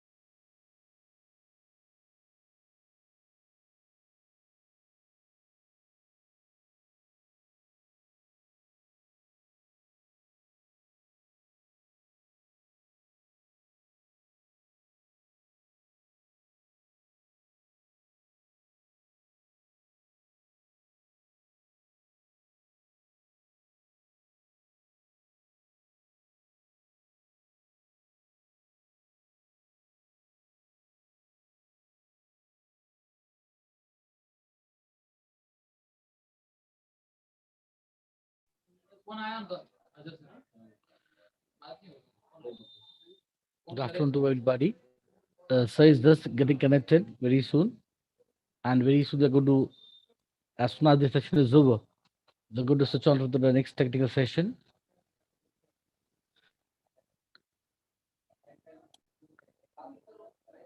Dr. Syed Azuddin sir is just about to connect once again due to some technical problem. He has been disconnected.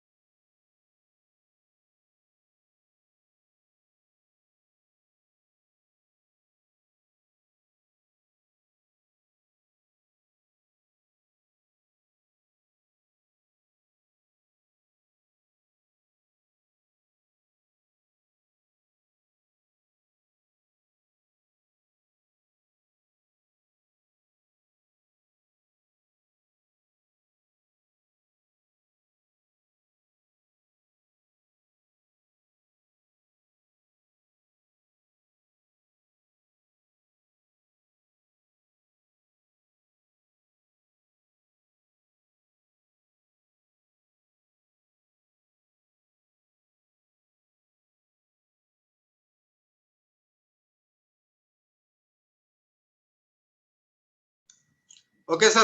I think I'm. Sir, please continue. Sir, Yes, sir. please continue. Yeah, I was talking about mango pulp. You can take out that pulp instead of marketing and going it to the regional level and national level. You can just take out the pulp and without preservative and with some organic preservative, you can do it with, you can preserve it for the small period and medium period and cash on it. When we go for such type of innovative modules, then we will be able to survive. हमको innovate करना पड़ेगा और ये need of the hour है. Likewise, poultry, sheep, goat, and meat, the meat of this, all these three things we are importing, and that is why we have a very bright chance for exporting this, and we can do it indigenously without any much experience.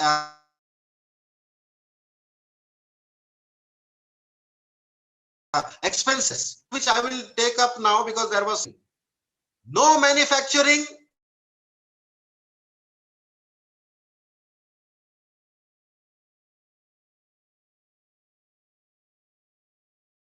no investment, no remittances are there. There will be no balance of payment. Rupee, you will find it is coming down continuously in comparison to the dollar since last 5 to 6 years. And what is that? From 55 rupees, it has come down slowly, and it has gone to 75 rupees per dollar. This is something, agar आप पूछे कि how we analyze, dollar कम नहीं हुआ, हम नीचे आ गए. Dollar अपनी जगह है, हम नीचे आ गए. And that is why we need to do a rethinking. We need to change the module and we need to go for manufacturing. Why? I would take back to the Second World War. Japan, Germany completely destroyed हो गए थे. And what they did? They said we will not manufacture arms, we will only manufacture goods. And you will find after 1945, second world war के बाद 1970s में electronic and electrical giant बोल के Japan सामने आया. Mechanised machines and automobiles, the force was Germany, and these two countries which were destroyed in Second World War, they stood up and now they are still standing. So this means that from 1960s 70s they became leader, and today at 60 years also they are in the top 3 or top 5. And this is something which is the power of manufacturing. Manufacturing नहीं होगा तो हम सिर्फ क्या करेंगे, service sector के ऊपर ज्यादा ध्यान देंगे और हम सिर्फ सर्विसेज प्रोवाइड करेंगे. Services provision is not an answer. We need to manufacture, and that is why you will find. अभी देखो एक example, China, Germany, Japan, Korea, these people have survived covid-19 pandemic. How? Because of their manufacturing. इनका GDP देखो और अपना GDP देखो, 2.9 हमारा है और 11.6 चाइना का है. कितना फर्क है देखो. जब जर्मनी $5 ट्रिलियन प्लस इकोनॉमी है, हम 5 साल बाद $5 ट्रिलियन के बोल रहे, 5 साल में वो बढ़ेंगे नहीं क्या?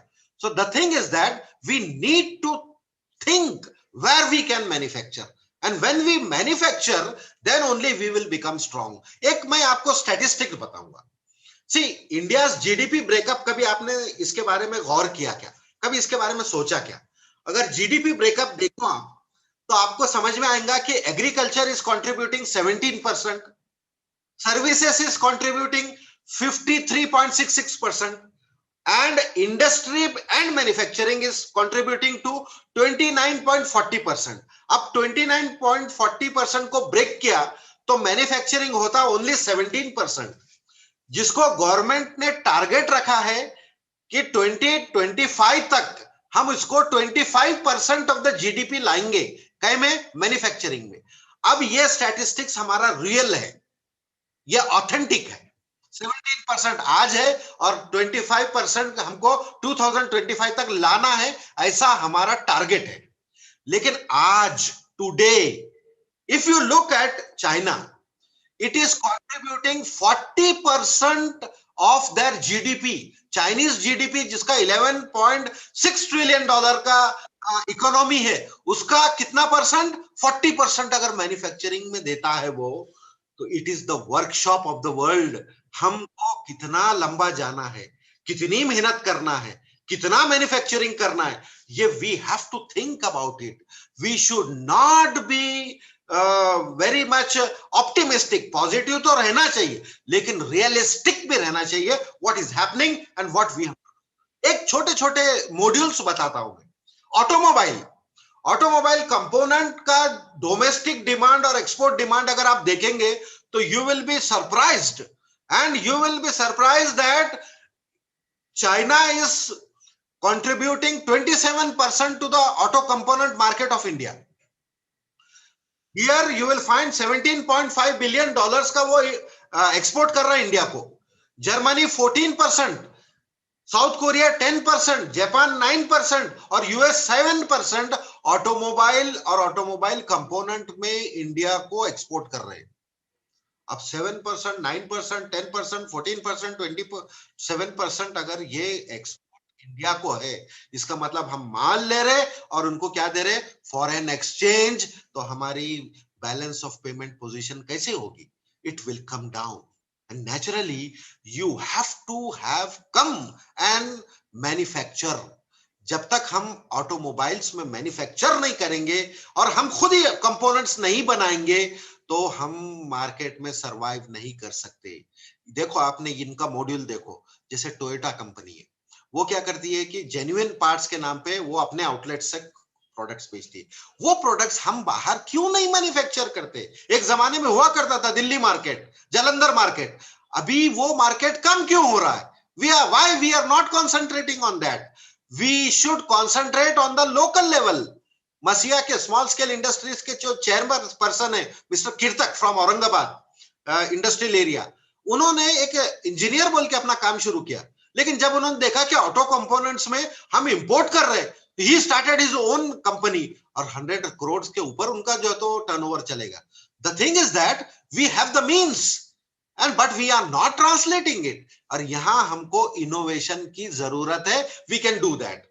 एक और एरिया है जहां पर बहुत इनोवेशन ला सकते हैं, बहुत. और ये एरिया मैं हमेशा बताता हूं इंडिया, हमारे इंडियंस को, हमारे टीचर्स को, हमारे रिसर्चर्स को और हमारे स्टूडेंट्स को कि टेक्सटाइल में जो इंपोर्ट है कहां से होता है पता है आपको? US, Bangladesh, China, Vietnam, Australia, Thailand, उसके बाद सिंगापुर, इंडोनेशिया, इटली, इतने कंट्रीज से हमारा क्या है? इंपोर्ट है. क्या में? टेक्सटाइल में. अरे भाई, जब इतना इंपोर्ट कर रहे हो तो यहां मैन्युफैक्चरिंग बढ़ाओ और वो मार्केट को कैप्चर करो. 2014 में रतन मिल्स में आग लगी बांग्लादेश. जब पता चला कि वहां हजारों लोग इतने छोटे से एरिया में काम कर रहे हैं और लाखों लोगों को इवैक्यूएट किया गया और उनका टर्नओवर अभी पिछले 2-3 साल में इंडिया के होजियरी मार्केट से ज्यादा टर्नओवर उनका हुआ है. उनका एक्सपोर्ट हमारे से ज्यादा हुआ है. अरे बांग्लादेश तो हमारे 2 स्टेट्स के बराबर, यूपी एमपी मिला के 2 स्टेट के बराबर बांग्लादेश है. और we are not able to do where we are what we are doing. We are not manufacturing. हम सिर्फ सर्विस इंडस्ट्री की तरफ देख रहे हैं, ट्रेडिंग में हम जा रहे हैं. Trading is not an answer my dear. You need to manufacture. Unless you manufacture, you will not stand, you will not make your position in the world. China हमको आंखें दिखाता है, यूरोपियन कंट्रीज हमको आंखें दिखाते हैं. क्यों आंखें दिखाते? क्योंकि हम सर्विस में ज्यादा है. हम मैन्युफैक्चरिंग में बढ़ जाए तो हमारे साथ खड़े रहेंगे, हमको आंखें नहीं दिखाएंगे. ट्रंप ने क्या कहा? अगर आप हमको क्लोरोक्विन नहीं देते हो, टैबलेट्स नहीं देते हो, तो हम देखो आपको मोहताज कर देंगे. He openly said to Indian government and we surrendered, we supplied. और इसने धौस दिया हमको. This is not power of manufacturing. You can see in China. सब चाइना की तरफ inclined हो गए. India have the capacity because we have men, money, material and machines. Everything is there in India. The only thing is will to do. अगर हमारे में काम करने का जज्बा है तो हम कामयाब हो सकते हैं. Otherwise we will not. And that is why textile imports को हम सब्स्टिट्यूट कर सकते हैं हमारे इंडिजिनियस प्रोडक्शंस में. और वी कैन वेरी वेल. सिर्फ चाइना को ही देखे तो $960 मिलियन का इंपोर्ट कर रहा है, वो एक्सपोर्ट कर रहा है इंडिया को. और ये हमने सब्स्टिट्यूट करा तो we can very well survive. हम फॉरेन एक्सचेंज भी बनेगा, मैन्युफैक्चरिंग बढ़ेगा, लोकल सेल्स बढ़ेंगे, हमारे लोकल एम्प्लॉयमेंट भी बढ़ेंगी. अगेन एक बहुत क्रिटिकल एरिया है और इसके बारे में सब लोग कहते हैं. Toys, look at the toys. Toys market, India have a huge market और इसके अंदर इंपोर्ट इंडिया करता है. इंडिया ने अपने इंडिजिनियस मार्केट को बचाने के लिए, to save the indigenous market, what India has done, you know, anti dumping countervailing duty का हमारा राइट है. Anti dumping duty, countervailing duty. And India has increased from 20% to 60%. Indigenous product को बचाना है तो डब्ल्यूटीओ परमिशन देता है कि आप उसको क्या लगाओ, एंटी डंपिंग ड्यूटी लगाओ और काउंटरवेलिंग, लेकिन टू अ सर्टेन लिमिट, उसके ऊपर नहीं. उसके बावजूद हमारे पास टॉयज इंपोर्ट हो रहे. और टॉयज इंपोर्ट कहां से हो रहे? चाइना से हो रहे. वर्ल्ड ट्रेड ऑर्गेनाइजेशन और एशिया पैसिफिक ट्रेड एग्रीमेंट, एप्टा, ये दोनों के एग्रीमेंट के बाद भी हम उसको रोक नहीं सकते, उसको स्लो नहीं कर सकते. We are not able to do that because both the agreements are with India and China. अब यहां क्या हो गया? 85% of the toys which are coming in India are coming from China. And this is something, rupees 2,500 crore rupees annually. We are able to do that. अब हम इसको counter कैसे कर सकते हैं? काउंटर करने में एक डिफिकल्टी है, बहुत स्ट्रेटेजिक पॉइंट बता रहा हूं। कॉमर्स के लोग हैं, आपने कॉस्ट के तरफ ध्यान देना चाहिए। एलिमेंट्स ऑफ कॉस्ट में देखें तो आपने लेबर, मटेरियल्स और ओवरहेड्स, है ना? तो सबसे इंपॉर्टेंट क्या होता है? लेबर होता है और दूसरा होता है मटेरियल। तो लेबर हमारे पास भी है और चाइना के पास भी है, लेकिन जो मटेरियल कॉस्ट है और ओवरहेड्स है उसमें हम कहां कम करेंगे? चलो ठीक है, हमारे पास मटेरियल्स भी है, लेकिन हमारे पास जो पावर है या एनर्जी है एक एरिया, वो एनर्जी में हम लैक कर रहे हैं। And that is why our manufacturing is costly and costlier than China. We are not able to bring the break even very easily. ये ब्रेक इवन नहीं आने की वजह से हमारे लिए बहुत नुकसान हो रहा है हिंदुस्तान के लिए, क्योंकि हमको इंपोर्ट करना पड़ रहा है, डिमांड है और हम ट्रेडिंग कर रहे हैं उसमें, और China is sending continuously the toys in India. जब देखो market is flooded with the goods and we can not stop because of WTO and the Asia Pacific Trade Agreement, APTA. This is one area where we cannot stop. एक हमको Covid में एक नुकसान हुआ, James and jewellery market हमारा बहुत strong है, 40 billion का रिजर्व स्टॉक है, and this is not sold. The problem was what we were doing, we were processing the diamonds, we were processing the gems and jewelries, and we were sending it to China. China was doing refined processing and then finishing the goods and selling it to the Europe and US market. And what was happening? We were getting a share of profit from China. And because of that, what happened? Now what happened? We are not able to push the products to China because China has a problem with America, and now it has good relations with Europe. I'll come back to the last 3 minutes. I think Aftab Anwar is already there. I would like to not take much time, but I would like to finish some of the concepts so that it will be a launching pad for the speakers to come. Because the platform has already been built by the opening batsman, today's first speaker. So I am able to capitalize on that. Another 2 areas I will discuss and then I will close down. Chemical and pharma industry. 20% production in chemical industries in India has been disrupted because no raw material. No raw material means 100% raw material in this 20% industries in India was supplied by China. And when the Chinese raw material 100% is not coming, 20% of industry in India is totally closed down. In some industries, partially, we were importing chemicals, raw material from China, and they are running. Now, some of the people in India, intellectuals, economists, they say we should turn to Europe. See, the costing between India and China and India and Europe, can you make the balance?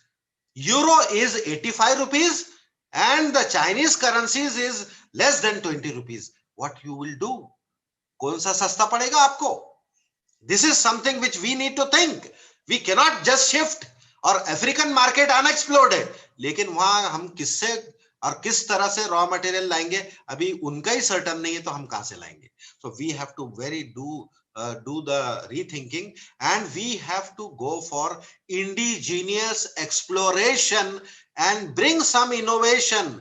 कुछ innovative modules लाकर हमको India में ही sustain करना पड़ेगा, otherwise our balance of payment will increase and we have to suffer in the long term.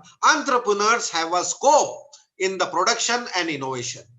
One more area I would like to tell you that Indian steel is in great demand in US. और India का steel production जितना भी है वो export होता है. आपको पता है क्या, कोई भी आर्किटेक्ट जो यूएस में है, जब वो किसी बिल्डिंग का प्लान देता है, घर का प्लान दे, कोई भी प्लान देता है, वो कहता है कि first preference should go to Indian steel. I was very much surprised. I did research why Indian steel they are suggesting. It may be cheap, I think, but they said no, Indian steel is of very good quality because the raw material required for producing steel in India is of very high quality. We can capitalize on this. यही module को use करके automobile components बना सकते, जो हमारे जो components बनेंगे तो बहुत स्ट्रांग रहेंगे, इंडिजीनियस फाउंड्री. हम अगर औरंगाबाद की बात करें तो जो हमारे जहां पर हमारा सेमी स्किल्ड और स्किल्ड लेबर जहां ज्यादा रहता है, वो इंडस्ट्री में हम कॉटेज इंडस्ट्री भी बना सकते हैं, छोटी छोटी इंडस्ट्री घरों में खोल सकते हैं, नॉन पोल्यूटिंग, और we can work from there and we can supply the goods to the industry at a very cheaper rate because the raw material is of good quality and the material the product which will be produced will be of very high quality and which will be acceptable in the market. Friends, before departing, I would like to take 5 minutes, last 5 minutes, and I would like to propose some of the models where you will find that, see, what is the traditional model? The company produces, it delivers it to the wholesaler. From wholesaler, it goes to the dealer. From dealer, it goes to the retailer, and the supply chain ends with the customer. So this is the traditional way. Now, what has the innovation? The companies do not have the supply chain. So what can you do? You can take from company and give it to the retailer. And when we can do this, we can become a middleman and remove all the chain in the supply. And when we can remove that, we can become a very important person for the customer, delivering the product at the doorstep. ये छोटा सा innovation है जो traditional में से middleman को निकालो और डायरेक्ट कंपनी से हम उसको हमारे केवाईसी लेकर हमारे कस्टमर को अप्रोच करके उसको प्रोडक्ट दो. This is one module we can very well adopt it.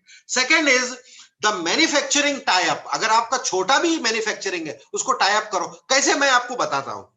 C, if you book something table from Amazon, if you book a chair from Amazon, Amazon खुद बनाता है क्या? फ्लिपकार्ट खुद बनाता है क्या? नहीं. वो बनाता है मेमन उबैद, वो बनाता है वसीउल्लाह खान, वो बनाता है खाजी बसीर, वो बनाता है शेख कबीर. ये लोग बनाते हैं. और ये लोग क्या करते हैं? They supply in the name of Amazon directly to the customer. Amazon उनको ऑर्डर देता है and they supply it directly to the customer. अगर हम वो प्रोडक्ट्स बनाना चाहे और बनाएं और उसको Amazon पे या ई पोर्टल्स पे, जैसे हमारे पहले स्पीकर ने कहा, ई पोर्टल्स का इस्तेमाल, क्लाउड कंप्यूटिंग का हमने इस्तेमाल किया, ई प्लेटफॉर्म का हमने इस्तेमाल किया और वहां से हमने प्रोडक्ट बेचा. ये इनोवेशन नहीं है क्या? We can do it in a very, very effective manner and we can cash on it. 99% of the products of Amazon are not produced, they are outsourced and they are doing very brisk business and increasing every day. Then again, online models के बारे में बात हुई, लेकिन मैं ये कहूंगा कि ऑफलाइन में भी केवाईसी अगर आपके पास है, you can with the help of artificial intelligence you can cash on it and you can deliver the product. एक और है B2B and C, business to business and customer, and converted into business to customer directly. Then you can also have a idea leverage. Idea को leverage कैसे करेंगे? आपके पास idea है, एक innovative नान खलिया बनाने का आइडिया है, क्या करेंगे आप? उसको आइडिया को लिवरेज करो. Take the good books of deluxe and spread it whole of Maharashtra. Can you do that? You can very well do that. You have to take the means, you have to take the supply chain and you can do it. And from local to regional level, you can spread the product with the leverage of somebody else. Financial leverage भी ले सकते हैं. And you see, this leverage can be also taken up with the help of venture capital. जो capital, जिसके पास पैसा है, जो businesses के पास पैसा है, वो आइडिया उनको प्रूफ करके बताओ और वो आइडिया उनको कन्विंस करो और उनको पार्टनर बनाओ, उनका फाइनेंशियल लिवरेज लो, वेंचर कैपिटल उनसे लो और अपने मॉड्यूल को सक्सेसफुल करो. You can do it very well. You can find the space in the market and you can sell it. एक और कंसर्न्ड एरिया है जो उसको बहुत कम लोग, LLP, लिमिटेड लायबिलिटी पार्टनरशिप, इसको एक्सप्लोर ही नहीं करते हम. और हम बोलते कि ये फॉरेन का कंसेप्ट है, लेकिन जो अवेयर लोग हैं they are doing this LLP, limited liability partnership, and this is one thing which will be in future. Every time the finance which is available is not affordable to us, so what we can do, we can go for the leveraging of such thing with the LLP, limited liability partnership. Then you can also take a very good example of how to innovate. Need काळाची गरज आहे. Need is the mother of invention. See, one person from Nasik, he prepared an app for the Nasik city, and he invited all the traders and the service providers to book a space there and advertise whatever they are requiring. I will make it available within a short period. So what today people do, they go to that app and request, I need an electrician. From the list of electricians, the person is sent and they are providing services. एक छोटा सा module urban clap ने चालू किया है और urban clap उसको successfully implement कर रहा है. नासिक सिटी में ये पर्सन ने स्टार्ट किया है. आप औरंगाबाद में कर सकते हैं. You can do it Mumbai, Pune, and small areas you can take and you can provide it limited to the post pin code numbers also. You can limit that and you can make it innovative so that in a very small area you will be able to supply more things in a very systematic manner. Friends, last 2 minutes, listen to it very carefully. 30th December 2020, a very big thing happened in the world. 30th December 2020, long awaited European Union and China investment deal has been finalized. ये investment deal final हो गई है. किसकी? European Union and China. Now see, we were cornering China, US was cornering China, और हम बहुत optimistic थे कि चाइना का जो लॉस होगा वो हमको क्या होगा, उसका प्रॉफिट मिलेगा. Definitely we will get the advantage from that, but to what extent. लेकिन ये जो 30 दिसंबर 2020 का एग्रीमेंट हुआ है, investment deal, now this has opened a market for China, free market for China, that is Europe, as a one single market. पूरे 33 countries उसके जो है, एक्सक्लूडिंग यूके, उसके पास पूरा मार्केट, रेडीमेड मार्केट मिल गया है. And this is going to effect us. हमको इसके बारे में सोचना है. इस वास्ते indigenously we should plan, we should innovate and we should go with that. एक और चीज इसके साथ साथ हुई है, ब्रेक्सिट भी फाइनल हो गया है. ब्रिटेन का यूरोपियन यूनियन से निकलना भी फाइनल हो गया है, एंड सिंगल मार्केट को ब्रिटेन छोड़कर जो वहां पर चले गए. अब देखो 26 जनवरी को हमारे बोरिस जॉनसन जी आ रहे हैं. मेरे ख्याल से वैक्सीन का तोहफा लेके आएंगे और कहेंगे कि मैंने आपके लिए एक तोहफा लेके आया हूं, वैक्सीन. और अभी उन्होंने ऐलान कर दिया है कि 100 करोड़ प्लस जो है तो 1 billion vaccines will be provided.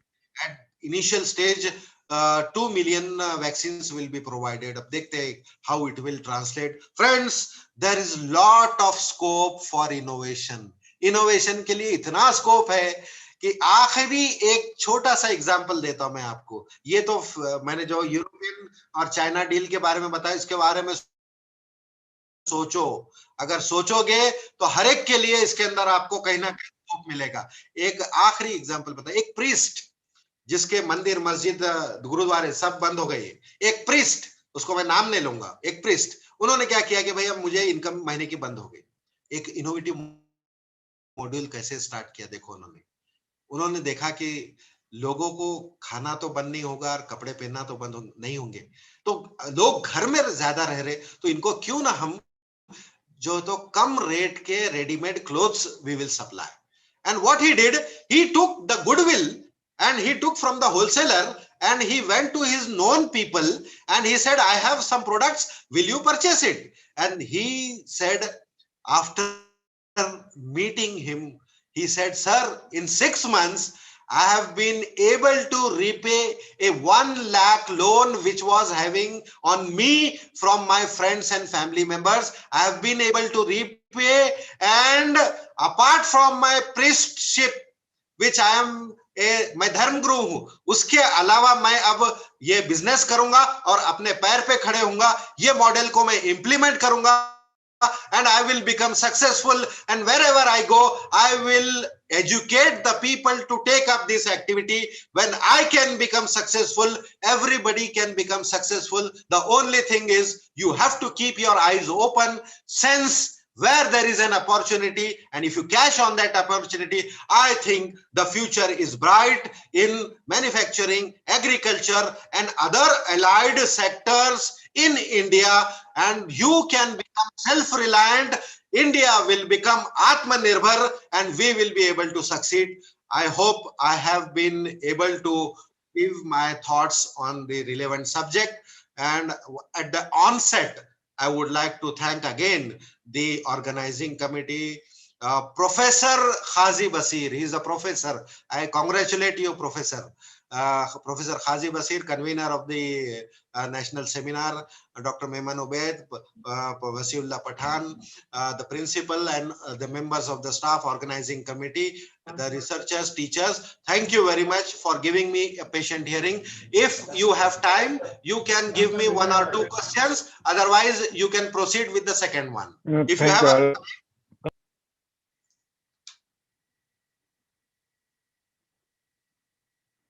If you have time, you can give me questions. Otherwise,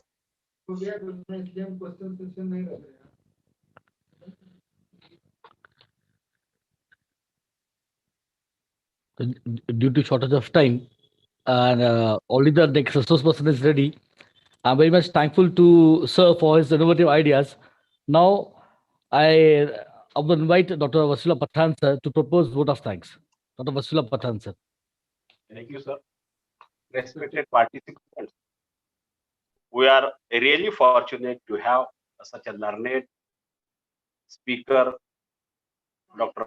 Professor Muhammad Azharuddin sir, who explained the industrial journey from First World War to COVID-19 scenario.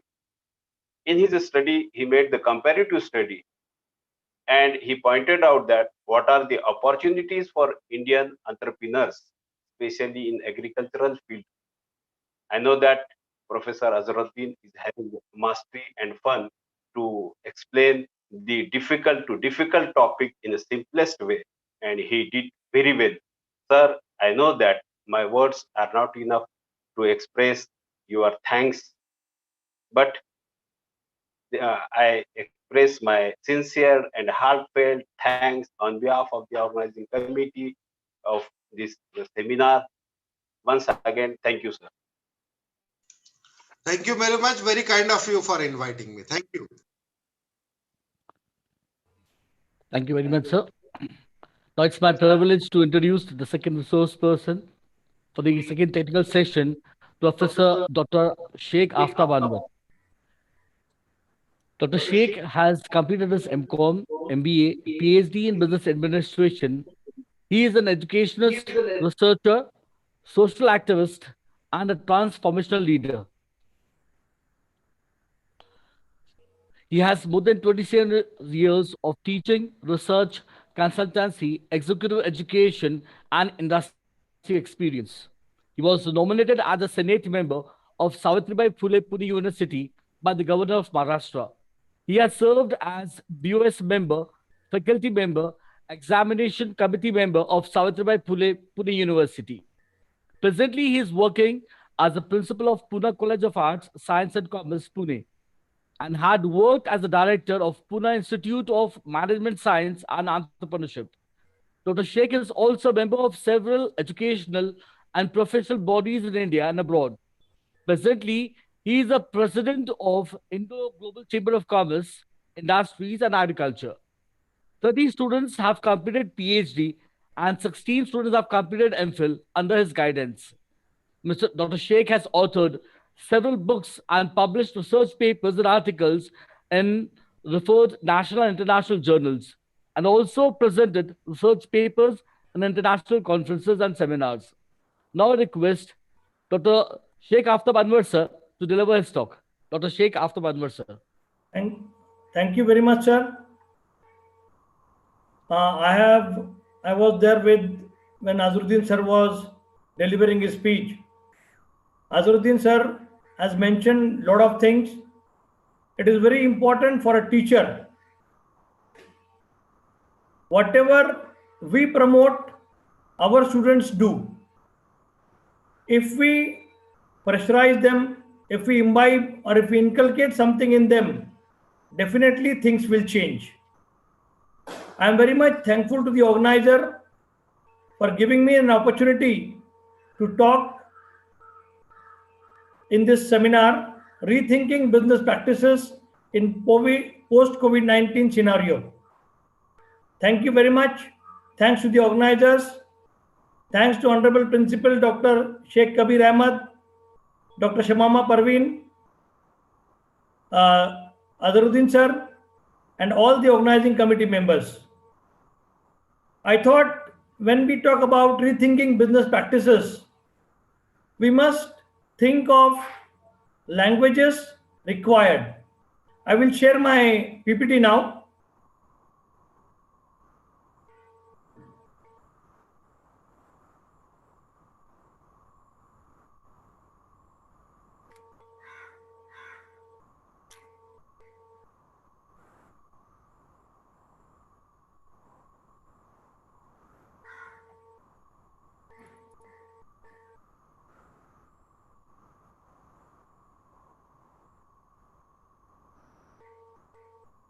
Yeah, I have shared my screen.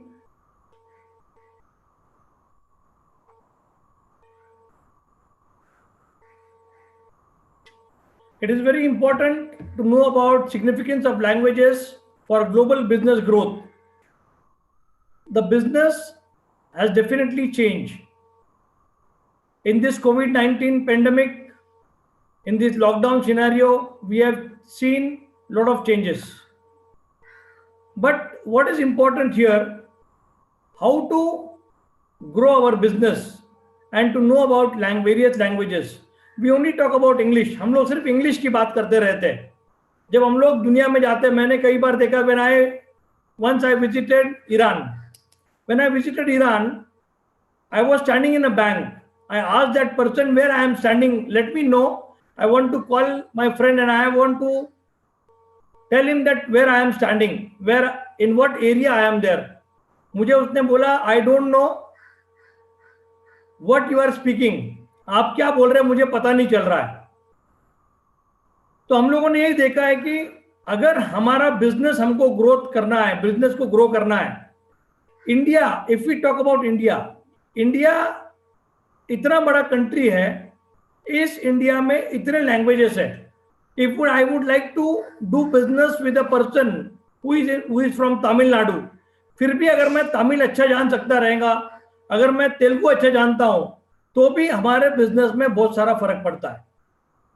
अभी जैसे Azharuddin sir ने बताया, he mentioned lot of things. What is important here? Important thing is that हम लोग हमारे student तक सही ढंग से नहीं पहुंचते. If I approach my student with powerful things, definitely everything will change. मुझे लगता है कि rethinking business practices में everyone should think of various languages required for global business growth. What is business and commerce? Everyone knows about business. We are teachers. We teach commerce. We teach business.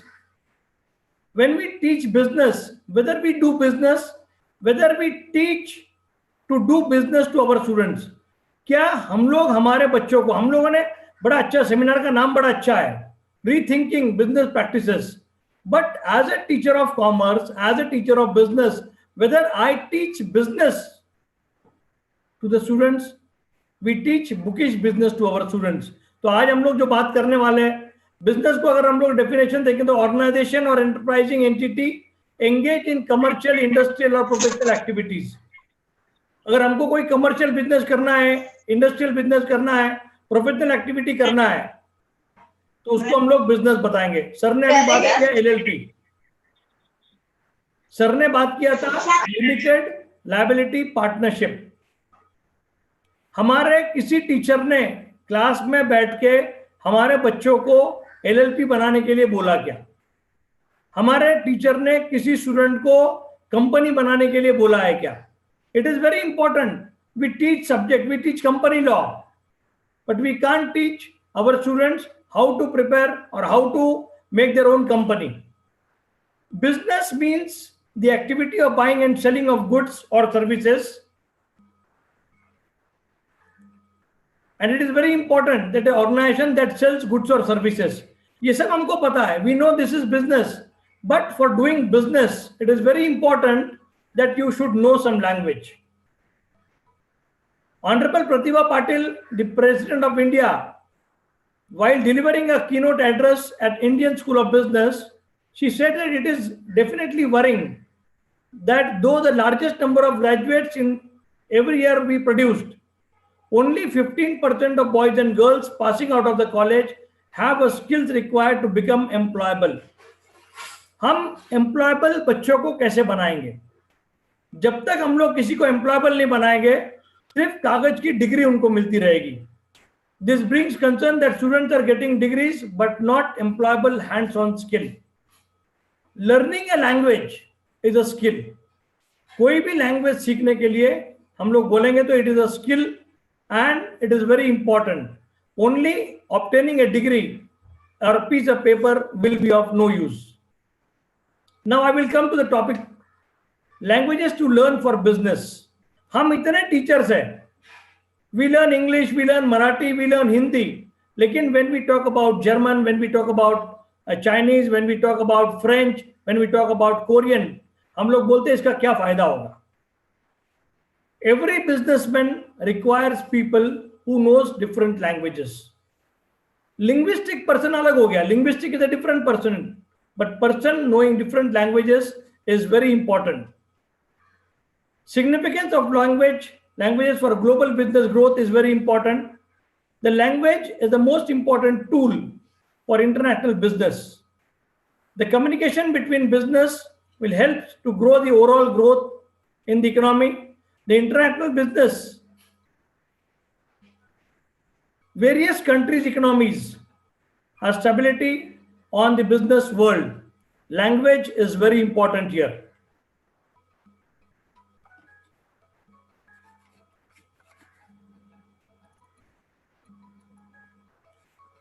The main demerit of doing international business is non-satisfied customers across the borders because the buyer is not aware and understand the customer's national or local language.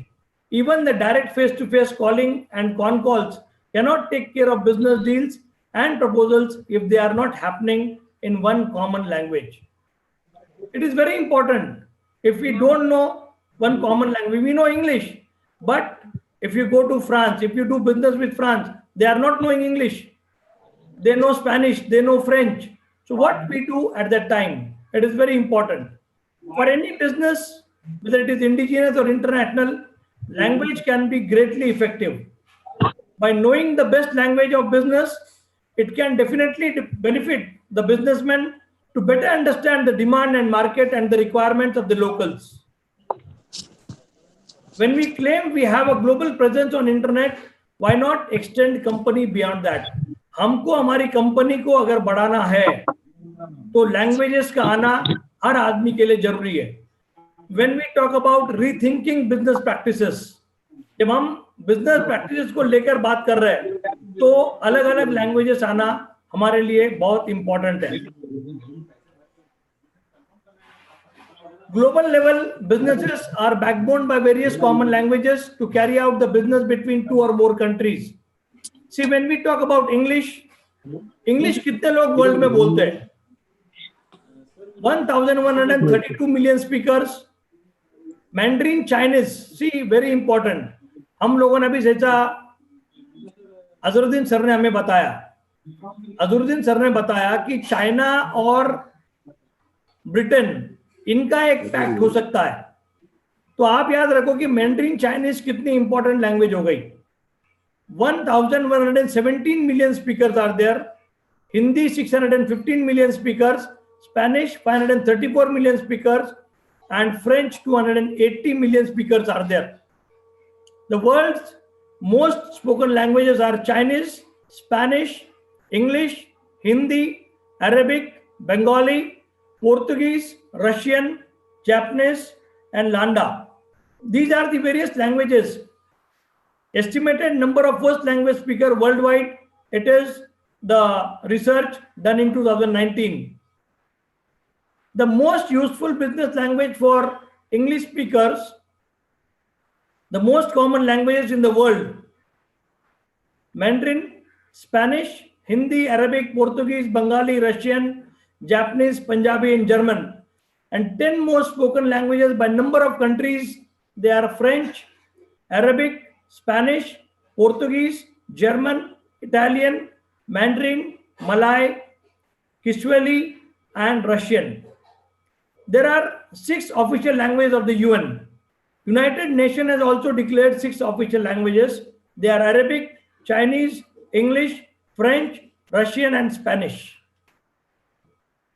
What is the role of language in business? It is very important.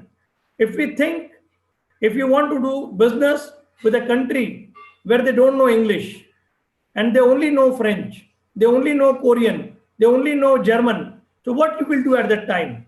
We want to teach our students, we want to imbibe, we want to inculcate. हम लोगों ने हमारे student में inculcate करना चाहिए कि they must learn various languages.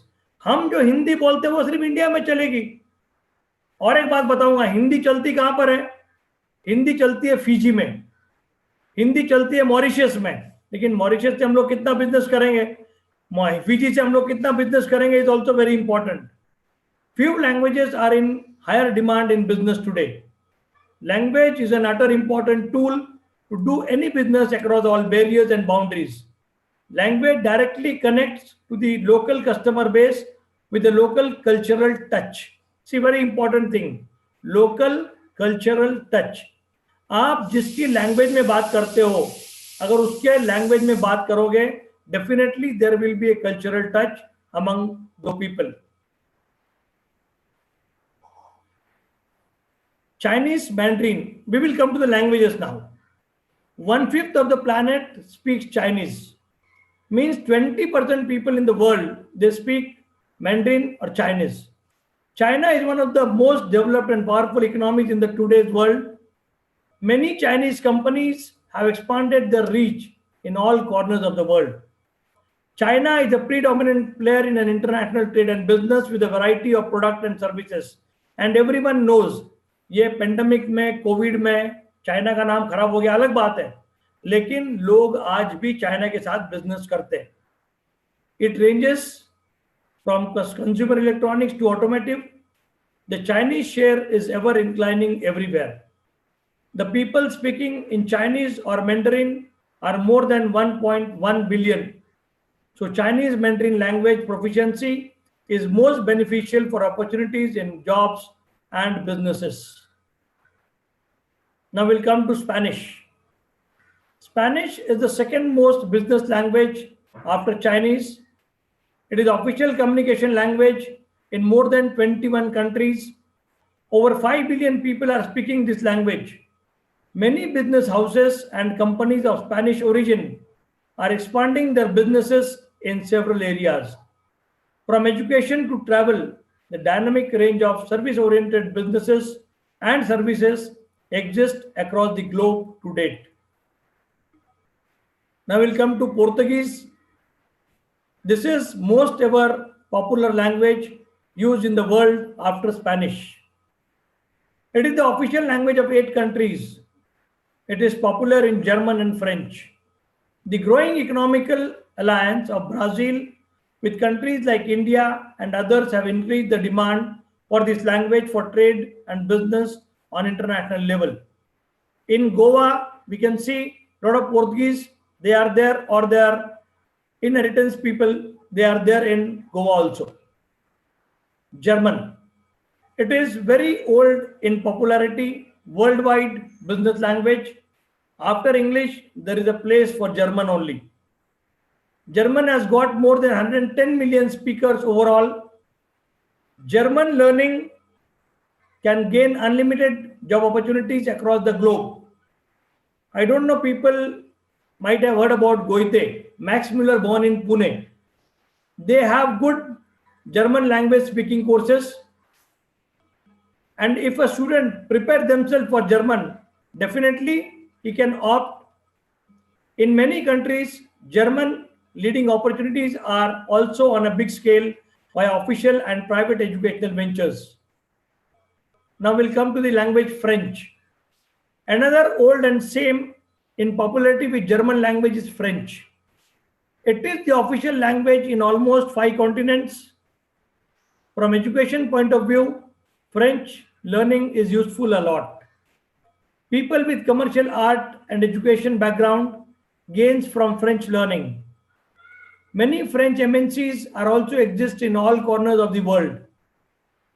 For the bed trade with these companies, the preferred language mode is French along with English at present. The probable speaking count in French is more than 220 millions. We'll come to Russian now. Russian is the biggest local language in Europe. In Russia, they welcomes with unlimited learning prospects in the field of science, engineering, etc. for all Russian speaking students. Russian industry is having strong stake in defense and space technology. If you see aeroplane or space technology, people, those who learn Russian can do bilateral trade in defense and space technology with Russian people. Russian companies in defense and space technologies have a good business and job opportunity with them for Russian speaking persons. More than 300 millions are Russian speaking in the world at present. Also, oil and gas sector is available with endless opportunities with local languages. Japanese, very good language. After English and Chinese, the Japanese is the most popular language among aspirants across the globe. Many Japanese products are part of a human life today due to their technology edge over the rest of the world. पहले हम लोग बोलते थे सोनी, बाद में China आ गया सब चीजों में, लेकिन सोनी, मैकेंटॉश ये सब कंपनी जापानीज कंपनी थी और आज भी जापानीज कंपनी को as compare to China we have good market.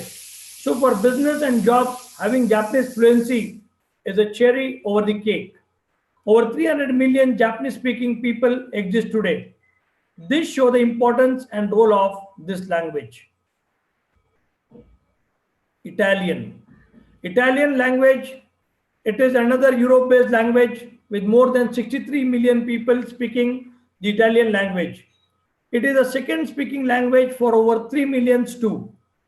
Italian technology has ruled in many areas from automotive to consumer durables in the international market till date. Fluency in this language for the business is very growth-oriented idea in any corner of the world. Korean. Total over 75 million across 5 countries such as USA, Japan, China, North and South Korea, this language exists. Many Korean companies have explored the international market.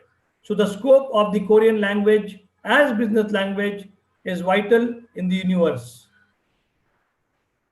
Arabic. It is the official language of Arab countries. There are 300 million people speaking Arabic in 26 countries. From the business point of view, this 5th ranked language is very demanding in the international market for all objectives. Like education to business field, the demand is never ending. We Muslims also read Quran. It is in Arabic, but nobody knows functional Arabic. If person knows functional Arabic, definitely they will get lot of mileage in this Arab countries or in European countries also. They want people, those who know Arabic language. English, as everyone knows, all over the world, people speak English. and English is spoken at a useful level by some 1.75 billion people worldwide. That's 1 in every 4. By 2020, it was forecasted that 2 billion people will be using it or learning to use it. And it is the economically active, the thought leaders, the business decision makers, the young, the movers and shakers, present and future, who are learning and speaking English. They are talking to each other more and more, and English is the operating system of that global conversation. English is the dominant international language of the 21st century. It is spoken at a useful level by some 1.75 billion people, a quarter of the world's population. Everyone knows about English, a language which is spoken by all over the world. English is an official language in 83 countries and is widely spoken in 55 other countries. The common misconception is that English is generally the lingua franca of all international business. 75% of the world population do not speak English as their first language. Very important. ये बात सोचने की बात है. 75% of the world's population do not speak English as their first language. Where the language of our customers is not English, we sell more than we buy. Small companies around the world do not always have access to English speakers. Understanding the local business culture is key, and that often it is said that English is not a language all over the world. We can say that business language proficiency is must in the international market. The market is dependable on the economic trend and stakes of all the countries in the overall global business world. China, Japan, and India's economies are amongst the world's top 10, second, third, and fifth respectively, reflecting the fact that the majority of gross domestic product is now generated outside the USA and Europe. This trend is set to continue with Indonesia, Brazil, Russia, and Mexico expected to join the top 10 by 2050. The world in 2050. More and more companies are looking for graduates who can solve cross-cultural problems and think worldwide or globally. हम सभी teacher लोगों ने ये बात को ध्यान में रखना चाहिए. More and more companies are looking for graduates who can solve cross-cultural problems and think worldwide or globally. In an ever-changing global business and economic environment, studying business for an international perspective is vital for graduates who are ambitious to work across international boundaries and cultures, explained Dr. Robert Webb, Associate Dean, Global Engagement and Recruitment and Director of MSc Program at Sterling Management School. Increasing around the world, companies are looking for graduates who can solve cultural problems. Effective teaching can be possible only when the teacher is able to promote interest among the students. अभी जैसा Azharuddin sir ने बताया, बहुत सारी चीजें innovation के बारे में बताया, सब कुछ बताया, लेकिन हम जो टीचर है, if we inculcate, if we imbibe कि आपको ये भी करना है, तभी हमारा स्टूडेंट करेगा. Effective teaching can be possible only when the teacher is able to promote interest among the student.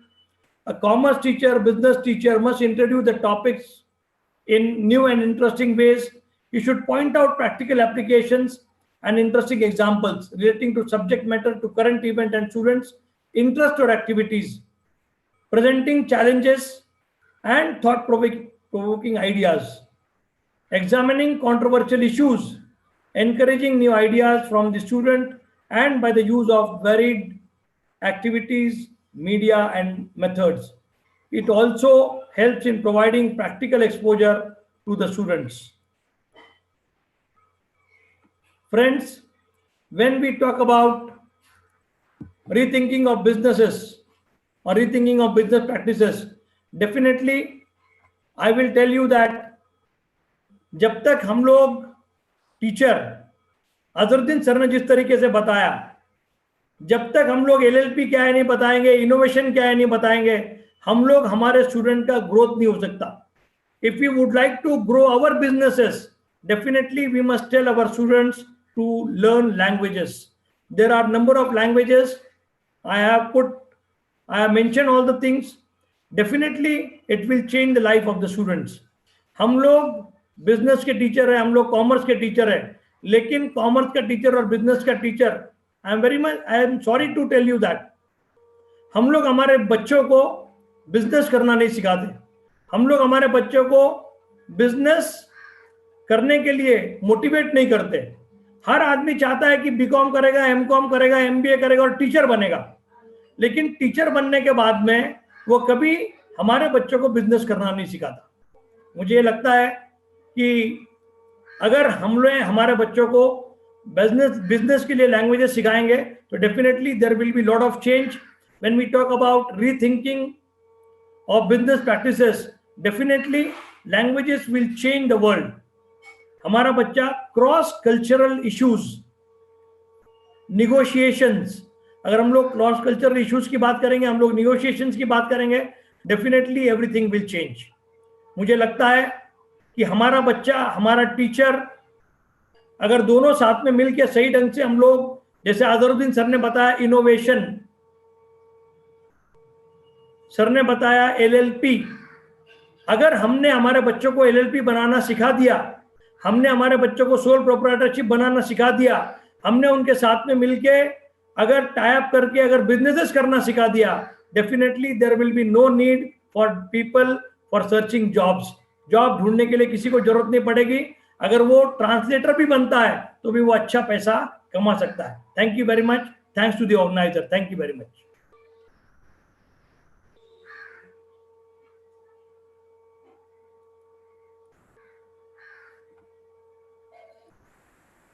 Thank you, sir. Dr. Aftab Anwar sir has enlightened to us about the role of languages in business. Without languages, business cannot be flourished. Also, sir pointed out the responsibility of teachers in teaching and learning process, which is very important for making a career of the students. Dr. Aftab Anwar sir is working as a principal of a renowned college of Maharashtra. We can understand his busy schedule. Apart from his busy schedule, he spare time for our conference. On behalf of Sir Syed College, management, staff, Department of Commerce, and organizing, I express my great sense of gratitude towards to Aftab Anwar sir being here and guiding to us on this topic. Thank you, sir. Thank you very much, sir. Thank you very much.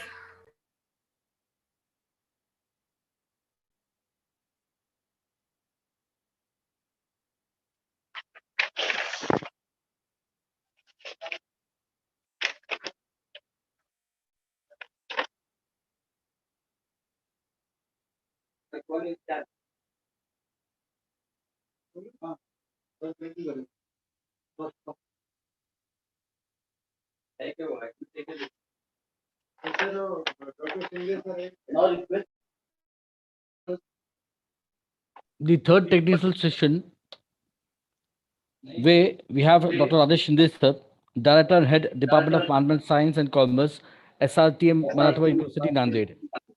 May I call upon Dr. Vasula Pathan sir to give a brief introduction of the resource person. Dr. Vasula Pathan sir. Thank you, sir. Dr. Rajesh Shinde is working as a director, Swami Ramanand Tirth, Marathwada University, Nanded, Sub-Campus Latur, and Professor, School of Management Science, Sub-Campus Latur, Maharashtra, India. He is MCOM PhD. He has a vast teaching experience of 26 years and 18 years research experience. Also, he keeps 6 years administrative experience. He has completed 2 research projects. He is research awardee by UGC He is author of 10 books and chapters. He has published 28 research papers in national and international journals, while 21 research papers in national and international conferences. 9 times he received Outstanding Paper Award under his able and capable guidance. 7 students got awarded a PhD degree, while 6 students are working. Also, he has guided to 9 MPhil students, while 2 students are working. His area of specialization is very vast. That is management, marketing management, economics, auditing, especially rural marketing. Sir has selected his subject as agribusiness after COVID-19, which is related with the rural marketing. Really, we are lucky enough that we have an opportunity to listen such a learned man like Dr. Rajesh Shinde. Thank you.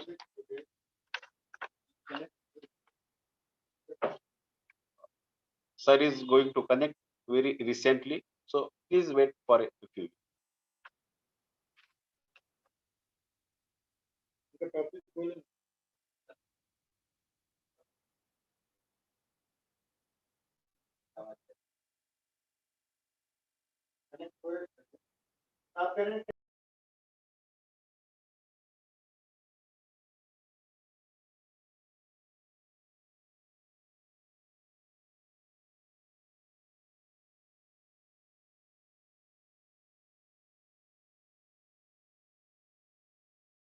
लोक येतील ते तिथंच थांबून घ्यायचे सगळे राहायची वगैरे सगळी व्यवस्था वरती केलेलीच आहे ना आणि त्या आचार्याला मग त्या दिवशी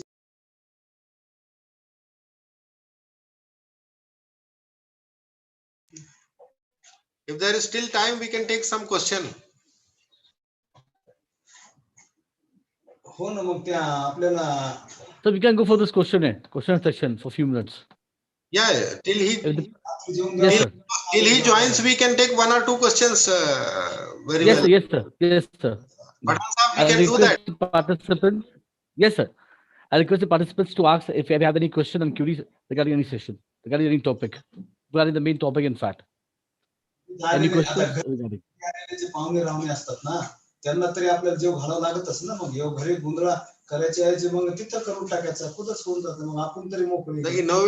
We were talking about innovation and indigenous production. छोटे छोटे प्रोडक्शन जो कर सकते हैं हम, small modules we can produce and supply to the people at the local level.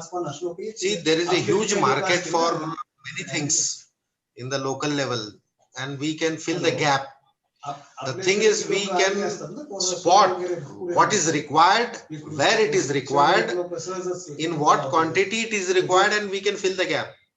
And agriculture based products, food products, you will be surprised. My teacher, my colleague in the department, Dr. Vilas Ippar, he has produced one module and he is working on that module, and he has started also that he is going to supply grains from Parbhani district to the university people. Now this is something which is an innovative model. Demand is there and he will collect and he will supply to the university people. So this is something which we can do and we can aggravate the demand also. And that is why I think such modules which has been proposed by, and as soon as sir, Ubaid sir, as soon as Rajesh sir joins, you can disconnect it, no problem. Till then, if you have any question which is in the chat also, we can see that. Yes, sir. Raj, I think I can see Rajesh Shinde sir joining. I think you can connect him. Yes, sir. So there was a question from Mr. Is M.K. there Jain. Yeah. Yes. What was the question?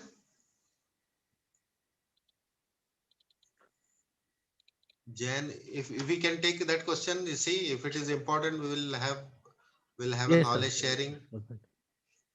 If it is traceable, lot of good comments have come. Huh. Sir Yes. has raised his hand also to ask the question. I'll ask Mr. MK Jain to ask the query he has. Yeah, He is connected. Yes. it's MK. connected. Yes, sir. Yes, sir. Please ask. MK Jain. Dr. MK Jain, sir, please ask the question.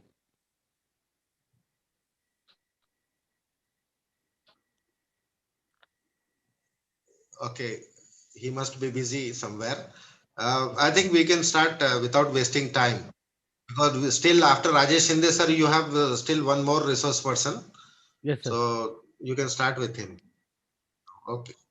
Okay, sir. Thanks a lot, sir. Thanks a lot.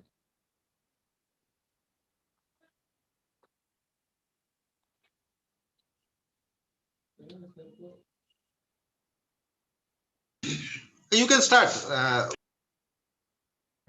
Yes, sir. Yes, sir.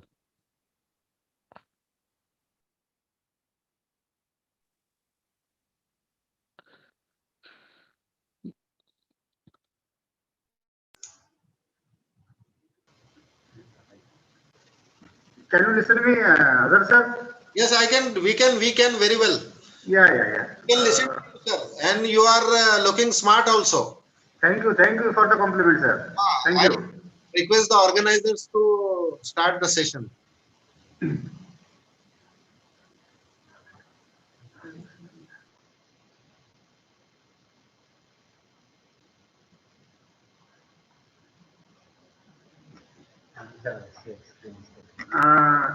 Can you see the share screen? Yes, sir. Yes, sir. We can see it, sir. So please continue, sir. Yeah, yeah. Dr. Rajesh Shinde, sir. Yes, sir. So, good afternoon to one and all. First of all, I'll like to congratulate the organizer for having a one-day national seminar on the topic, emerging topic, that what will be the business practices after COVID. Yes, definitely this issue is very serious, and lot of discussion and debates are to be done on this respect. Sir, a request to you, Friends, please on your video, sir. Rajesh, sir, please on your video. yeah, just a minute. Yes, sir. Friends, how to on the video? Video.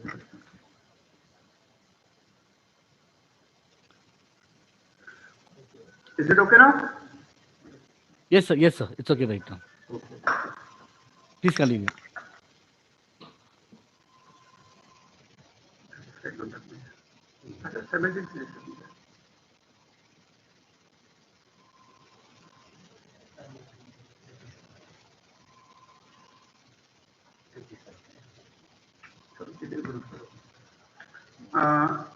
The topic on which I'd like to share my ideas, my views regarding what will be the changing scenario of business. I'll be more comfortable in talking about agro-tourism pre and post-COVID. So, what is the scenario of this? To begin with, first, it is very important to know that the pillars of Indian economy are rest on three aspects, that is agricultural and allied industry, manufacturing industry, and the service sector industry. Agriculture and allied industry is the industry which is having more GDP, and on the contrary, more and more people. It is being seen, observed in various census data that near about 65 to 68% of people are engaged in these activities. The another is the manufacturing industry. We at the India level are doing very well in this industry. I will not go on the statistical part, that how much is the share of this, what is the GDP, but only to have a connectivity with the topic. And the third and very important is the service sector. Service sector is the biggest sector in which more GDP is being earned by the country, and more employability is possible through this. My topic is related with agro-tourism, which comes under the service industry. Talking about the tourism industry, the travel and tourism industry has potential, proved its importance as an economic growing engine. I have specifically underlined the word economic growing engine, and it is for the world. Means this industry is having a huge potential, a large potential in terms of generating employment as well as in terms of earnings also for the country and for the industry also. So it is worldwide phenomenon. In 2019, it grew at 3.5% compared to the global GDP rate of 2.5%. The industry contributes $8.9 trillion to the global GDP. It is a very big amount, which is the contribution of this industry. And more important is that it provides opportunity, employability to 330 million jobs are being created by this industry. Continuing with the same, the Union National World Tourism Organization had estimated a reduce of 58 to 78% in tourist traffic across the world. Though this industry is having a good scope, but we all know that the COVID has changed the world like anything. We were not in a position to think what will happen, but this COVID came and have destroyed, destructed the entire system of the world, not even business, but in every walk of life it has disturbed. And because of this, the more effect is on tourism, and this is the estimated there 58.78% has been reduced.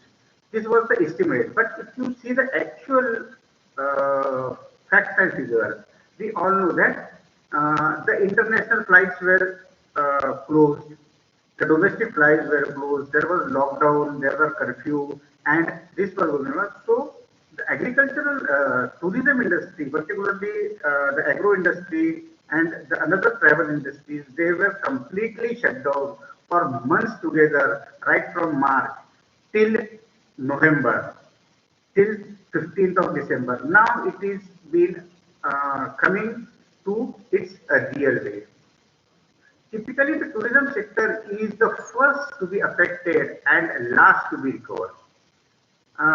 You will see that the first effect of this COVID came on tourism, because when we go out of the home, it starts, and it will be the last to recover. Means having leisure, tourism is related with leisure and pleasure. Having leisure and pleasure comes at the last priority.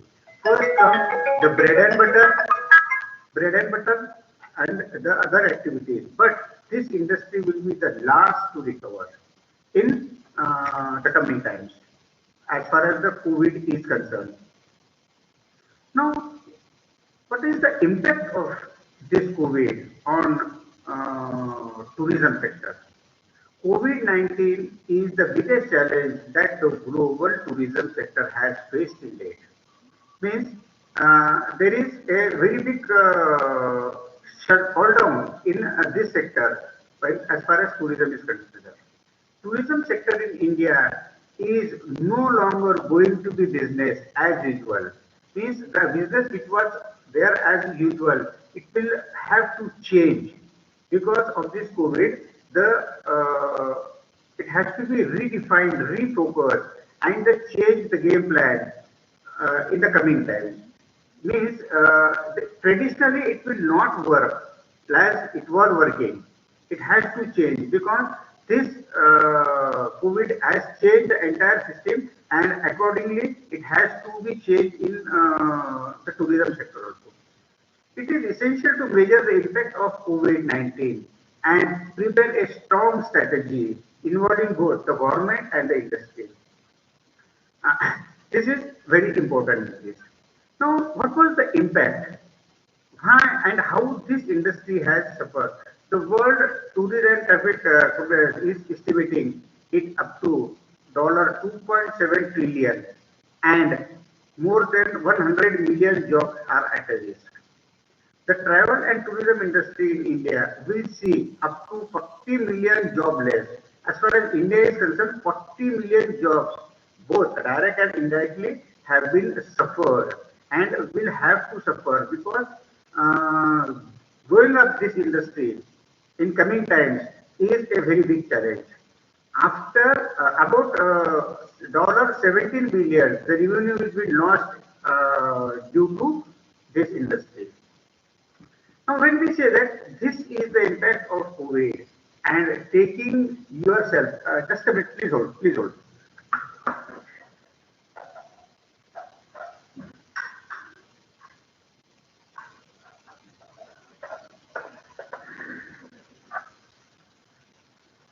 Hello. And it was a problem, it is a problem, it will be a problem because COVID will not end immediately. There are vaccines coming, but we have to think beyond that. Now, what to do? There are problems, we cannot lose the industry, industry should run. In order to overcome this, the government, industry and institute must make joint efforts to create a positive ecosystem for tourism. This is the duty of the government as well as the industry as well as the institute. We cannot 100% rely on government. What happens? If some problems come? We always say that government should do this, government should do that. No, government is taking initiative, but as an industry, as a business, it is our responsibility also. So the pandemic offers us an opportunity to hit the rest, reset the button. Means there is again an opportunity, but we have to reset the button to make the tourism sector sustainable engine for economic growth. And beyond the implementation plans of the pandemic, we should not miss the chance to make full use of the crisis. Crisis has come. We cannot keep on trying. We have to search out a way. As we are a businessman, we all are from the commerce and management faculty. We are in a business. So business consists of risk. This was also a risk. Rather, it was a disaster. But we have to come out. Now, how we will come out? I'll show this in the area on which I want to talk. It deals with agro-tourism. This is the agro-tourism. You can see the definition. Due to the time constraint, I only read what is been highlighted. Involves any agricultural-based operation or activity that brings to the farm. Means in this sector, agro-tourism has different definition in different parts of the world, and some refer to it as farm stays. This includes that a tourist will come to a farm, will stay in a farm, will operate the farm, will see the farm. Next, what is it? Actually, what agricultural tourism is, this is a new rising concept. It is a new rising concept not only in India but it is worldwide. Agro-tourism is a form of niche tourism.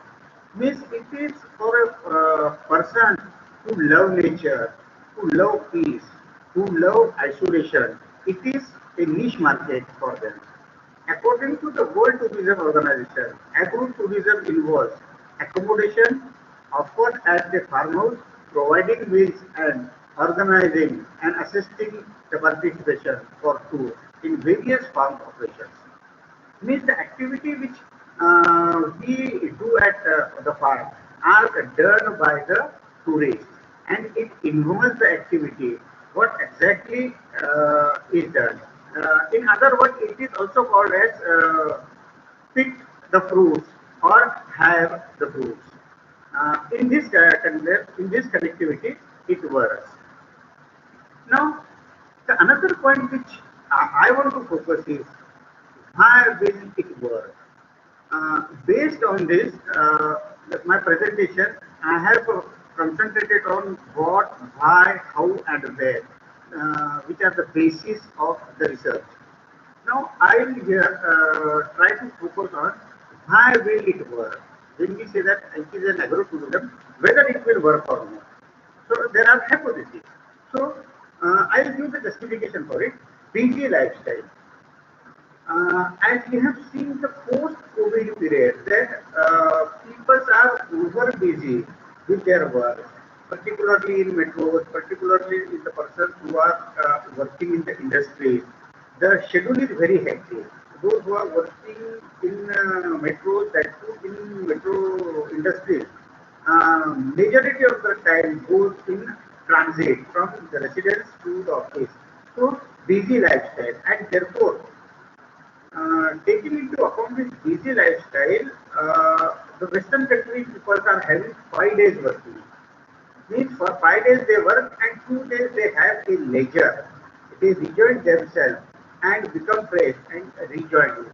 Now in our state also, in India also, this system, this concept is being implemented for particularly the government offices also. So busy schedule, based on this busy schedule, we consider it as a weekend, Saturday and Sunday. Now I will focus, or I will try to justify that this agro-tourism will work because of the people's busy schedule. And another thing is that it is a very short holiday, say Saturday and Sunday.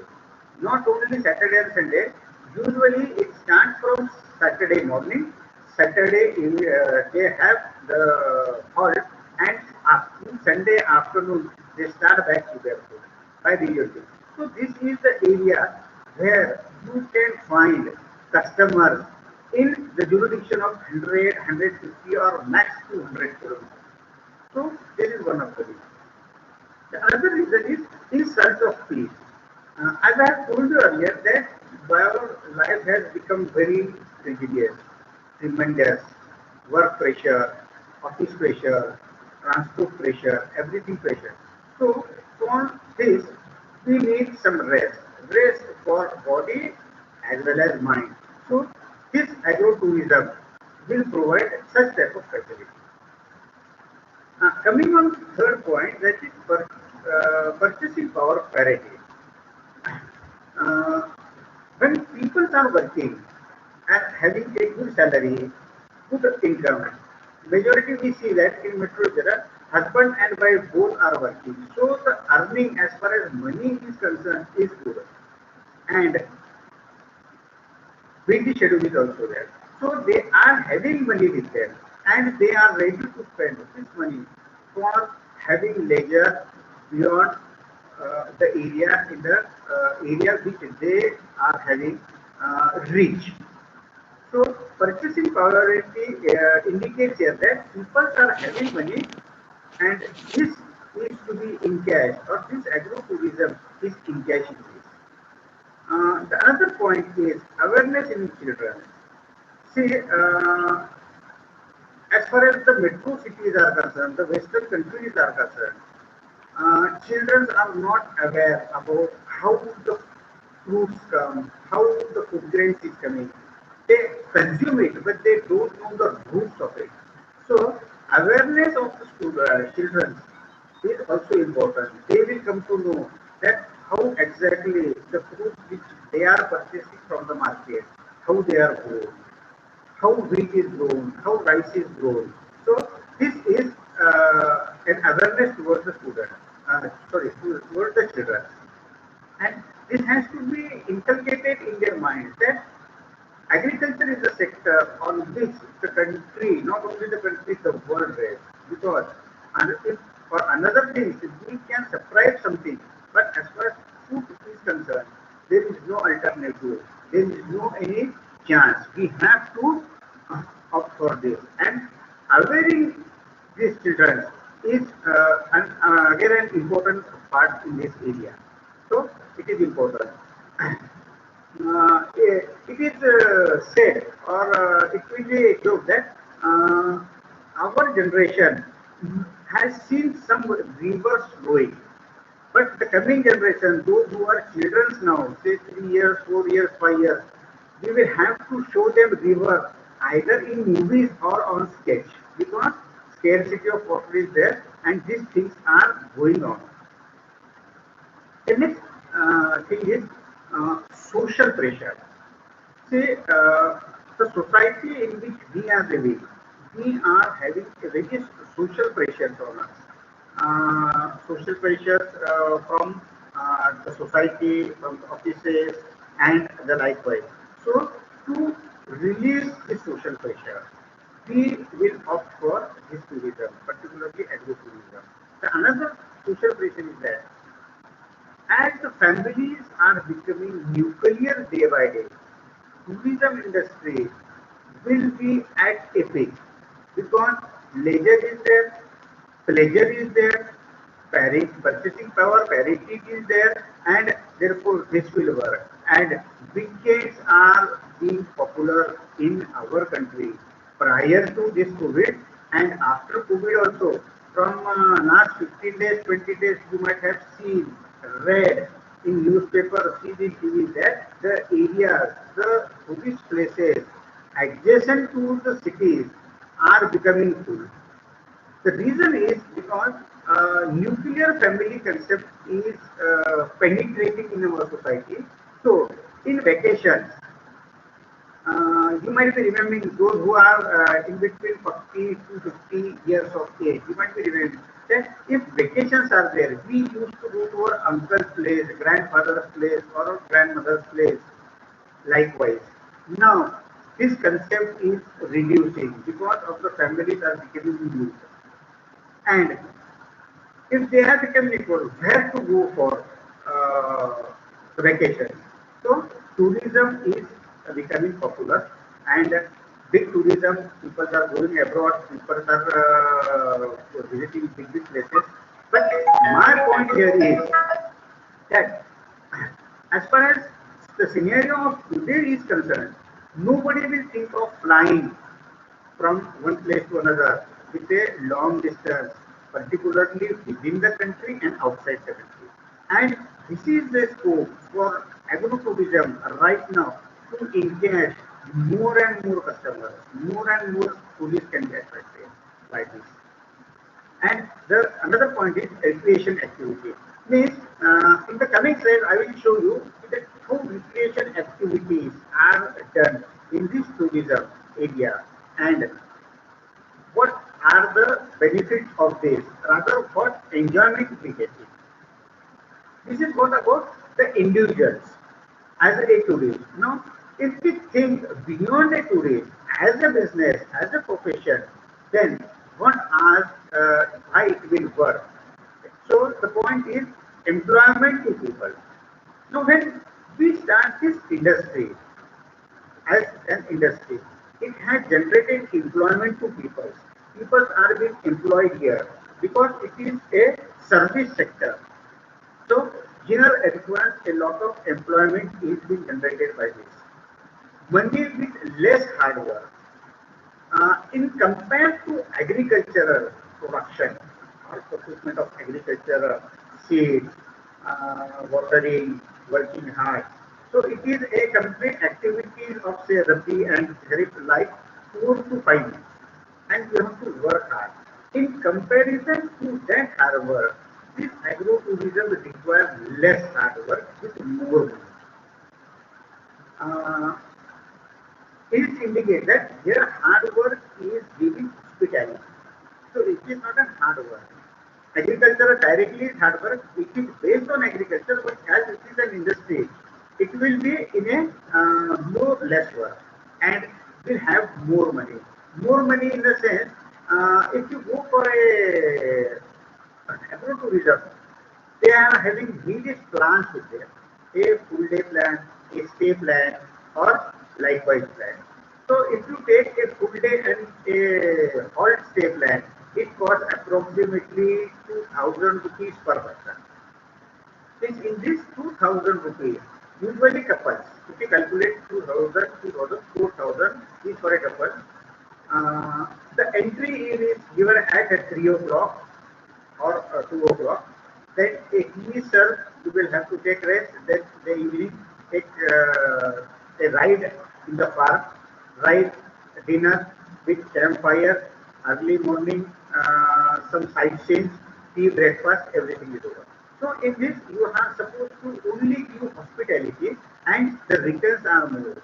Means if a single couple comes to this industry, their income is 4,000 rupees. And compared to the other production of seeds, it is higher. The point which I want to raise again here is this will reduce migration. We see that there is the unemployment in our country is increasing day by day. It is a miracle that we say that unemployment is increasing day by day, and at the same time we see that the skilled workforce is not available.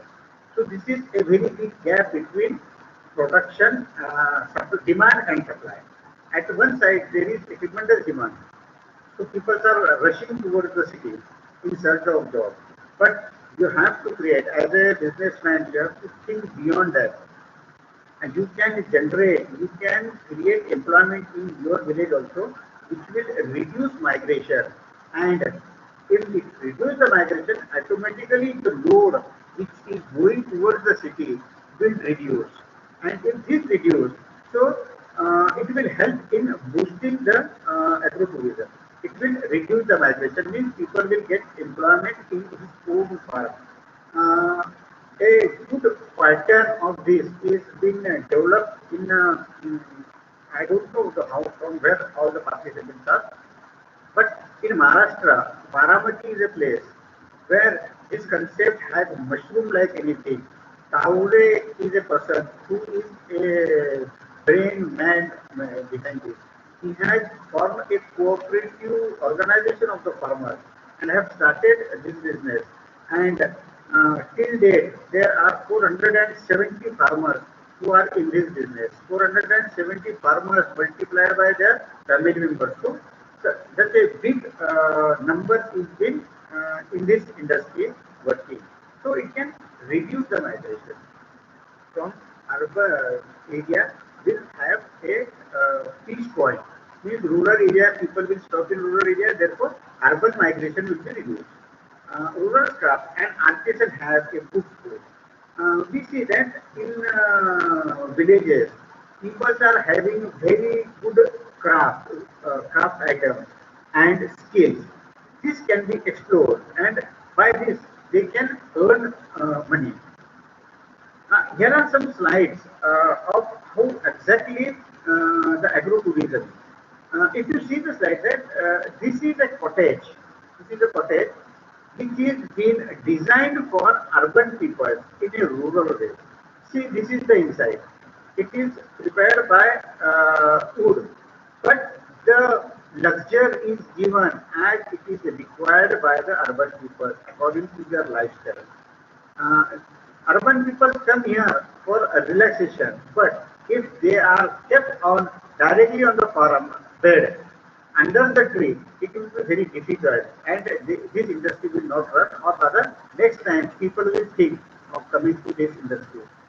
So this type of arrangements are there. So this is another photo.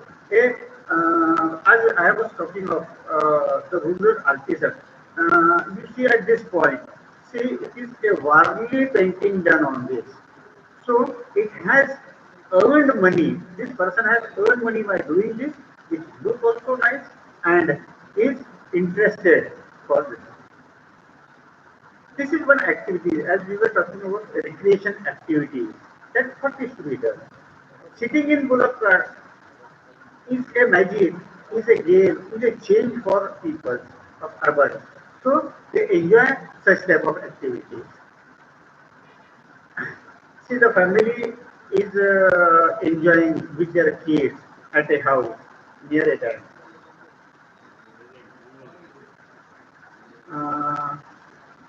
Picking up mangoes from the farm, directly farm-made product, from farm to mouth. This is a concept which creates interest among the tourists, like this. See, again, this is some recreation activity which is being performed. This is created by the agro-tourism person. Here they will have some recreation, they will have some enjoyment. So this was going on post, this will go on past. Now the point which I want to say is what will be the paradigm shift after COVID? When we say that flying at present or in coming times is difficult, rather dangerous. So short distance travel will be preferred. Means traveling to such a destination by our own car. So short distance travel and short span travel will be preferred. This will be preferred because Saturday and Sunday within these 2 days or at the most one another day, you have to cover this. So the plans which are being prepared nowadays after 15th December or at the time of Christmas vacation, we see that short span is being arranged and people will prefer less crowd because this uh, has an impact of COVID. Therefore, people will prefer less crowd. Means there should be no rush. Eco-friendly should be there, and by this industry will have to change. Now, when this will go, this will happen. What is to be done by the agro-tourism? Now, here train employees on new COVID procedures and policies. You cannot say like that. We cannot have hand wash. We cannot have sanitizer. You have to keep everything ready because the people are coming from urban areas. You have to be very cautious. You have to be very secured in this manner. You have to work on this. Then design outdoor entertainment. Keeping the person who is the tourist who is coming for a day or a couple of days should be sent out. So the design of the tour package should be such that it should be have more outdoor entertainment and it should be farm scheduled demonstration. Again here you have to take every care as far as COVID is concerned, as we are taking in our daily life. Here also you have to take because from various cities and various peoples will come and it has to be seen that the spread of COVID should not be there. As everyone know, washing the hands for 20 minutes, then keeping thermal scanner and the like. This activity should be done here also. So this will be the scenario of change in business sector as far as this uh, sector is concerned. This was from my side. Thank you.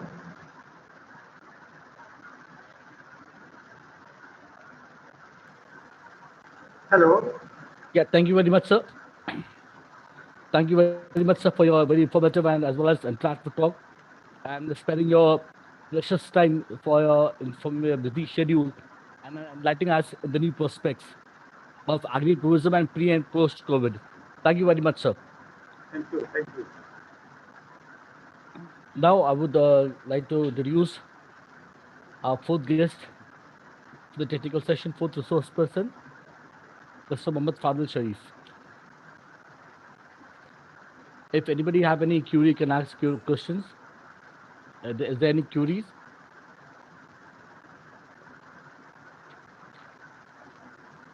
Is there any queries? You can ask questions.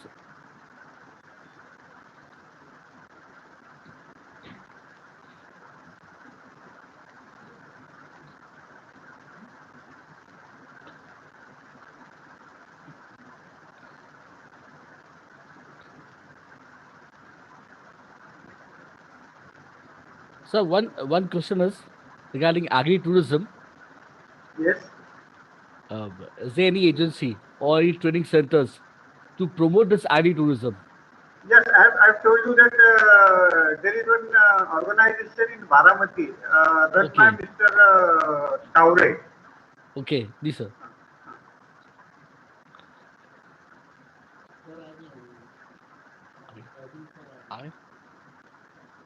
Yes, sir.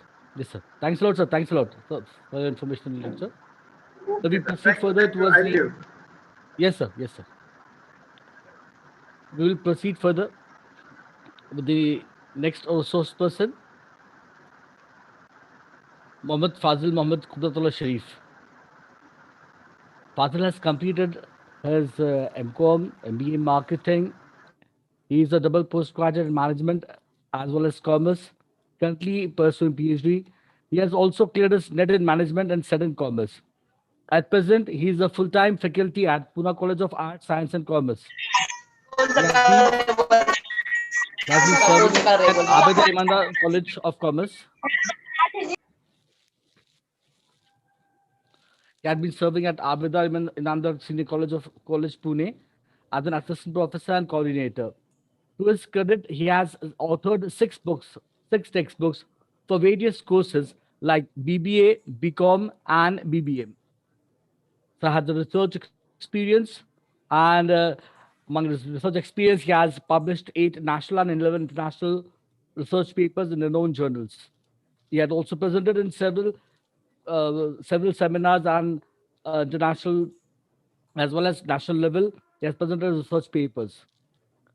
So he has also 4 years of corporate work experience with Balaji Telefilms Mumbai as well as Apatech Consultants Pune. His notable achievement is throughout his career, throughout his graduation, he was the topper, college topper with 98% marks in corporate accounting. Now I request Mr. Fadil Sharif to deliver his talk. Mr. Fadil Sharif. Thank you, Mr. Obed Memon. It's indeed a pleasure to be here with this set of people here. At the outset, let me begin by congratulating the management and staff of Sir Syed College at large and Commerce Department in particular for organizing this one-day national e-seminar on rethinking business practices in post-COVID-19 scenario. It is indeed a privilege to be a part of a gathering like this, a virtual gathering, if I may say so. It is irrational, absurd, unjust, and contradictory to even think that human life is nothing but an insignificant passing of a few number of days on this planet. Since the dawn of the civilization, man has been trying to achieve in the horizon of human affairs a peaceful settlement. I have chosen to speak on the topic, adapting to the new world, facing the changes of post-COVID-19 landscape. Let me begin with an anecdote. The 1966 World Cup marked a low point for the Brazilian soccer. Although the winner of the previous 2 tournaments, the team was eliminated in the first round, and its star player, Pele, failed to perform. He was fouled frequently and deliberately, and he threatened never to return to the World Cup. Many wondered if Brazil's glory days were over. 4 years later, Brazil won again, with such grace and style that the 1970 team is widely regarded as the best team ever to take the pitch, and Pele was named player of the tournament. Making this turnaround required innovation, in particular, the creation of unique attacking style of soccer. It required building a cohesive team, even as most of the roster changed, most of the players on the roster changed. It required leadership, both on the team, on the field, and in the management. The result, by reimagining everything, Brazil came back stronger, more organized, more powerful, and well-coordinated unit, only to conquer once again. As a business around the world consider how they can return from this torment inflicted by COVID-19 or the coronavirus, Brazil's journey from failure to triumph provides food for thought. I believe and suggest that in order to come back stronger, companies should reimagine their business models. As they return to full speed, they need to touch the accelerator to the floor. They need to turn up full throttle. And that is how is the plan to go ahead. The momentum is not to be lost. Those who step up the game will be better off and far more ready to confront the challenges and opportunities of, as everybody has been saying, the next normal.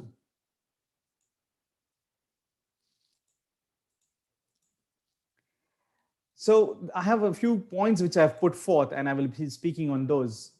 First is we need to understand and move rapidly.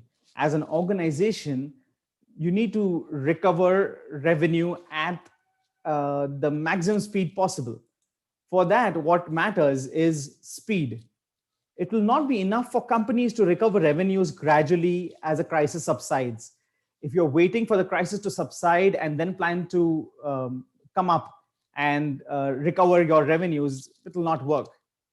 They will need to fundamentally rethink their revenue profile, position themselves for the long term, and to get ahead of the competition. To do this, companies must shape up and shape up fast. We really do not have time. The second one here is startup mindset. This favors action over research and testing over analysis, right? You need to have a mindset of a startup. Keep experimenting, keep experimenting until you get the right mix. Establish a brisk pace of to encourage agility and accountability. You could have daily team check-ins, maybe a weekly 30-minute CEO review, twice a month, a 60-minute review. Right? There are ways we can go ahead and do that.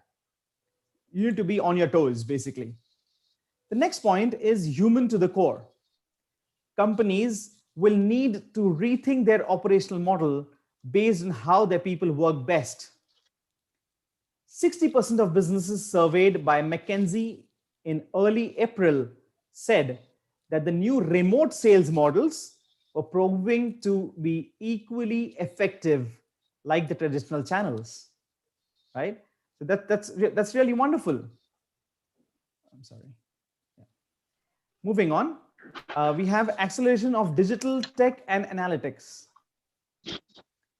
It's already a cliche. The COVID-19 crisis accelerated the shift to digital. People who were never close to digital, even as faculty members, we've not used YouTube and other ready available material so often as much as if it we are doing now, right? The best companies are going further by enhancing and expanding their digital channels. They're successfully using advanced analytics to combine new sources of data, such as satellite imaging, with their own insights to make better and faster decisions and strengthen their link out to customers. Next, we have purpose-driven customer playbook.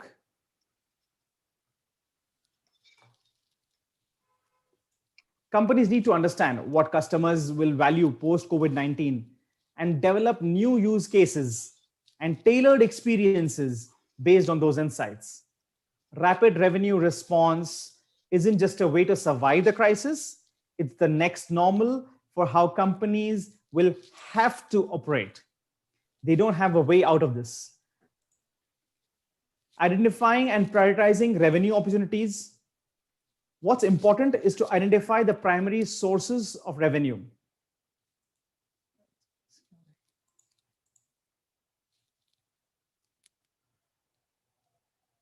There are some decisions, like the now or never decisions, which need to be taken now, or it's going to be never for you. This may include launching targeted campaigns to win back loyal customers, developing customer experiences focused on increased health and safety, adjusting pricing and promotions based on new data, reallocating spending to proven growth sectors, reskilling the sales force to support remote selling, creating flexible payment terms, digitizing sales channels, and automating processes to free up sales representatives to sell more. These are some of the things that we will need to do if we really need to come out companies and organizations need to develop an agile operation model driven by urgency. Marketing and sales leaders are increasingly willing to embrace agile methods. They're ready to jump on quick video conferences. You just let your team leader know you're stuck at some point. He will immediately join in with you on a video conference and help you out. He will help you solve the problems. He'll give you remote teams. We've observed that remote teams have started making more decisions. Decision-making authority has been given to the subordinates, and they're doing a good job, right? But it is also important, of course, for cross-functional teams not to lose sight of the long term and to avoid panic reactions. In this sense, agile means putting in place a new operation model built around the customer and supported by the right process and governance. Moving on, we have the next point, that is rebuilding operations. The coronavirus pandemic has radically changed demand patterns for products and services across sectors while exposing points of fragility in global supply chains and service networks. At the same time, it has been striking how fast many companies have adapted, creating radical new levels of visibility, agility, productivity, and end consumer connectivity, right? Now leaders are asking themselves, how can we sustain this performance? They have outperformed, even during the pandemic, they have outperformed. But the question now is, how do you sustain that performance?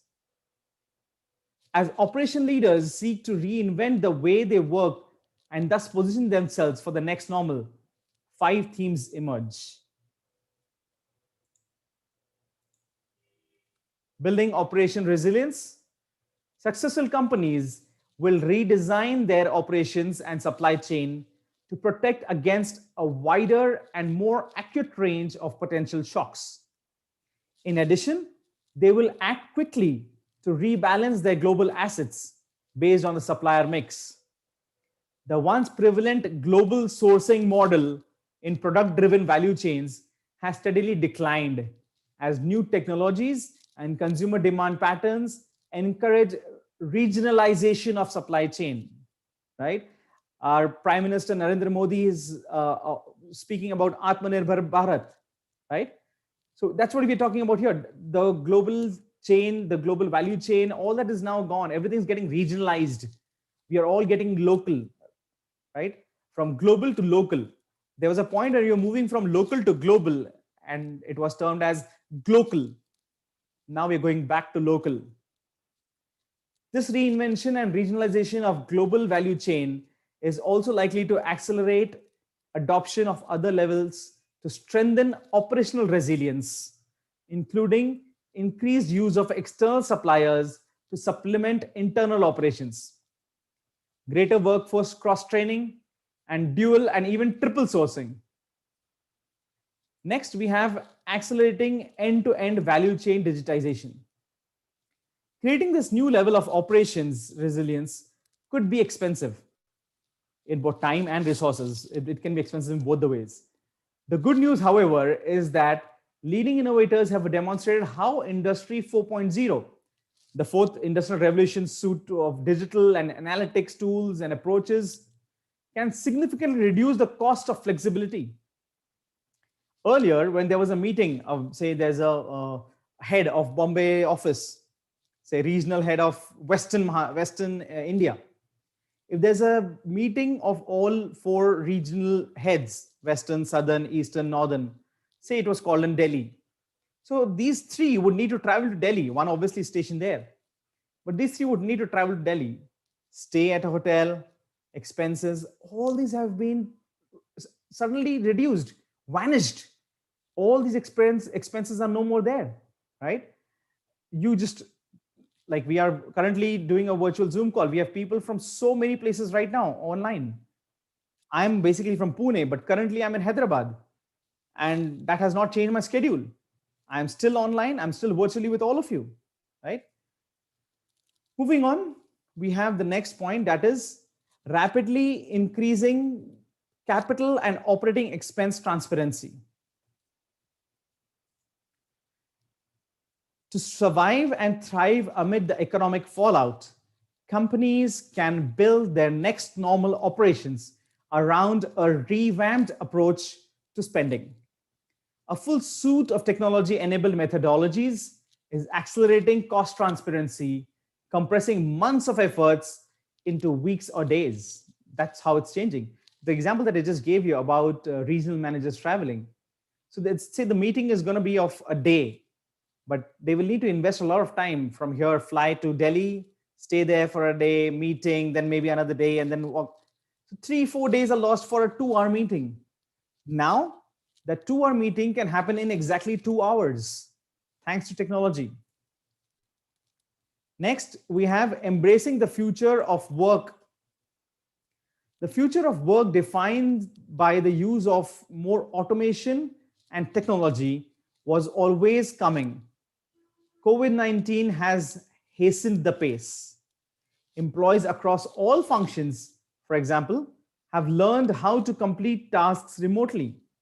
We have learned to teach remotely. Salesmen are doing the sales remotely, right? We are all working remotely. Probably, had this COVID-19 not happened, we would be all right now in Aurangabad having a face-to-face conversation for this seminar, right? And thanks to COVID-19, we are on an e-seminar now. In operations, changes will go further with an accelerated decline in manual and repetitive tasks and a rise in the need for analytical and technical support. This shift, will call for substantial investment in workforce engagement and training in new skills, much of it delivered using digital tools. Reimaging a sustainable operations competitive advantage. Dramatic shifts in industry structure, customer expectations, and demand patterns create a need for equally dramatic shift in operation strategies to create competitive advantage and new customer value proposition. I'd like to give an example here of DMart, which is a store across Pan India. They never have a delivery option, as in you can't sit at home like you do for a big basket or other apps that are Reliance I'm not able to get the name of Reliance Smart, I guess. Yeah, Reliance Smart. So you have an option of sitting at home and ordering your stuff like Amazon and other things. But DMart does not have that option. You need to go to the store. You can pick up whatever you want. If you don't want to carry it with you, you can tell them to deliver it at your address, but you have to physically go and pick up what you want. But when there was a lockdown, they wanted to encourage, they were quick in shifting. We just saw dramatic shifts in the industry, customer expectation, demand patterns, all these were changing. So they immediately changed. They created an app.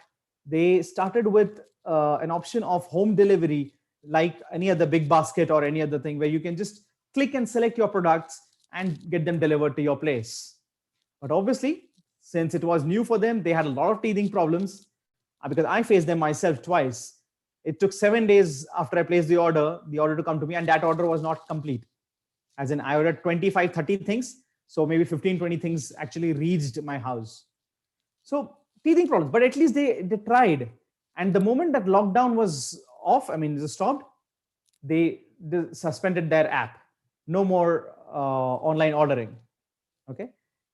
Now, moving on, we have rethinking of organizations. The organizations need to start rethinking about various methods and how to go about ahead. In 2019, a leading retailer was exploring how to launch a courier delivery business. The plan stretched over 18 months. Okay, he has been planning and he has been in that stage of working on to start a courier delivery business. When COVID-19 lockdown hit the United States, it went live in 2 days. So your business plan that was there in your mind and you're working on it for the last 18 months, I'll start soon, I'll start soon, I'll start soon. But as immediately COVID-19 came and within 2 days they launched, they started working operational, right? And how did that happen? because they understood the need for it now. Demand for deliveries will increase because people are going to be indoors, right? There are many more examples of this kind. One executive of a consumer company recently asked, how can we ever tell ourselves that we can't be faster? Probably if that organization, the one that took 18 months and could not start and started in 2 days, had you given them another 18 months, they might not have started. But those 2 days, when the lockdown started, within 2 days they could launch because they realized the urgency of having this service available. It's now or never. I said that earlier as well. We can call it the great unfreezing. In the heat of coronavirus crisis, organizations have been forced to work in new ways, and they're responding. Much of this progress comes from shifts in operating models, clear goals, focused teams, and rapid decision-making have replaced corporate bureaucracy. Even in colleges where there is absolute bureaucracy, a lot of decentralization has happened. Authority has been given to the subordinates, obviously, depending on how much authority should be given. But there is authority that has been given to subordinates. We've all responded, right? We've all gone online. We've started taking lectures online, not just us. The students have adapted that. They have come online. They are attending our lectures online. Admissions per se used to happen when they used to fill the form online, but physically come to college and submit the form, pay the fees in the college, get the iCard, everything was offline. Other than filling the form online, everything was offline. But this year, the students have also adapted. The faculty members have adapted, right? We've taken everything online. Not a single interaction with the students was there that happened regarding admissions, but all colleges are full. We've all done the process. We are almost moving towards the first semester examination, right? So that's about it. The first one that we need to start when we talk about rethinking of the organization is who we are. In a crisis, what matters becomes very clear, very fast.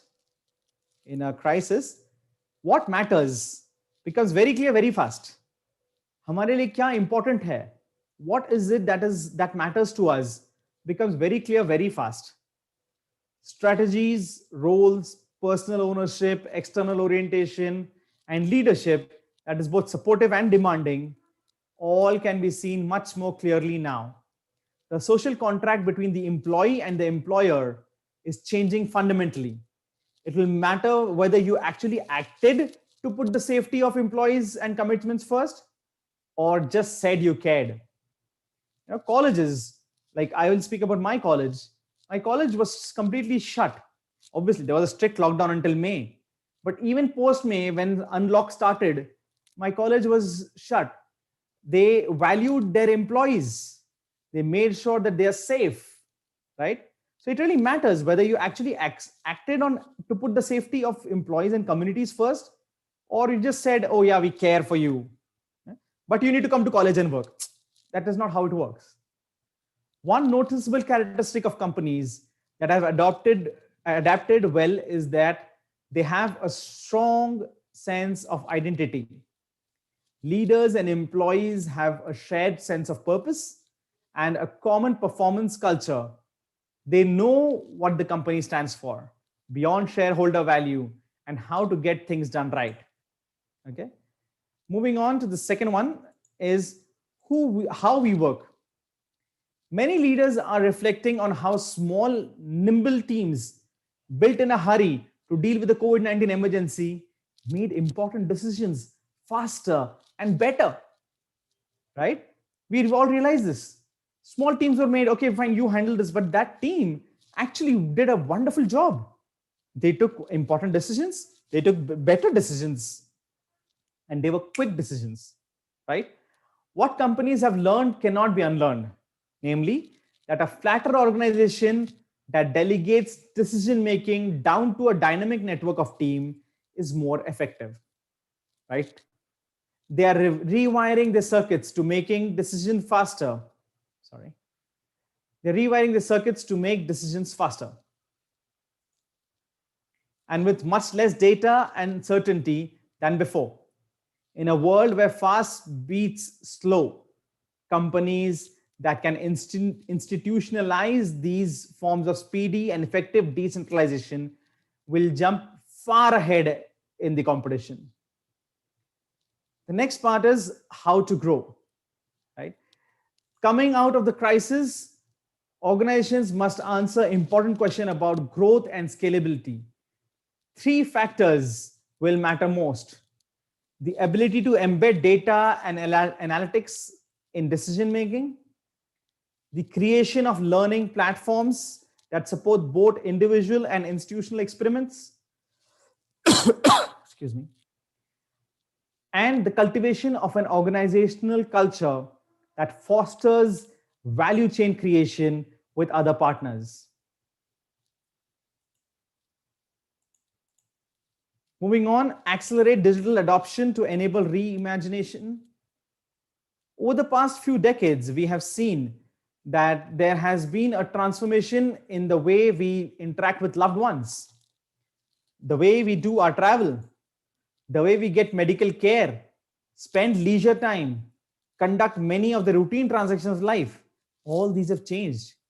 These changes have accelerated the migration to digital technologies at stunning scale and speed across every sector. The first speaker was speaking about Netflix. They've grown multifold in this lockdown, multifold. There have been so many another video apps that have come up, right? Amazon Prime, Woot, and you name it. Why are these prospering? Because people had a lot of time. Otherwise, we all had office, travel time, all these things were there, which was all cut down. We were sitting at home and we were working from home. So saving a lot of time. We are witnessing that what will surely be remembered as a historic deployment of remote work and digital access to service across every domain. Digitalization will continue to play a pivotal role even through the COVID-19 recovery phase. During the early recovery period, we're doing this partial reopening, business leaders have faced some fundamental challenges. One is that consumer behavior and demand patterns have changed significantly and will continue to do so.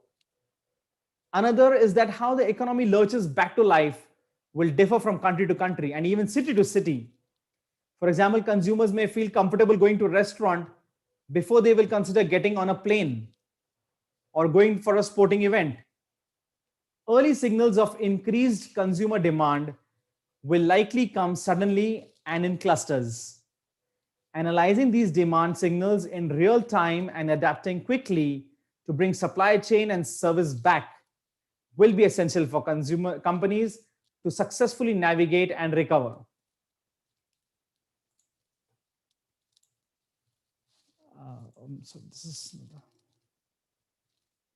And finally, we need to learn to adapt. ADAPT. Asymmetry, need to increasing wealth disparity and the erosion of the middle class is happening. The crisis has hit the poor people hardest, the poorest countries the hardest. Employments have skyrocketed. So small businesses are failing. So there's an asymmetry that has developed. D, disruption. The pervasive nature and technology and its impact on individuals, society, and the climate. The power of big tech platform companies will increase because we are all moving towards technology. So they are getting more and more powerful. Climate change will be less of a focus in the short term, but may become a stronger imperative in the longer term. Since there were a lot of positive climate changes that happened recently, thanks to the lockdown and the world being under lockdown. Age, demographic pressure on business, social institutions, and economies. Fewer opportunities will be available for young workers. We have young workers who are coming out, but opportunities are very few. There's pressure on pensions and social welfare schemes will increase. Developing markets will struggle to stimulate job creation. The fourth part, that is P, polarization. There'll be breakdown in global consensus and a fracturing world with growing nationalism and populism. Economies will become more localized owing to the reconfiguration of supply chains. I spoke about it in my previous points. Humanity may come together to solve important problems. Right? We may put out our issues and come together. Trust, finally. Declining confidence in the institutions that underpin society. This trust in institutions' ability to respond fairly will grow. Some institutions and leaders will come out of this crisis with stronger reputation. With this, I complete my presentation. I would like to hand it over to the organizers.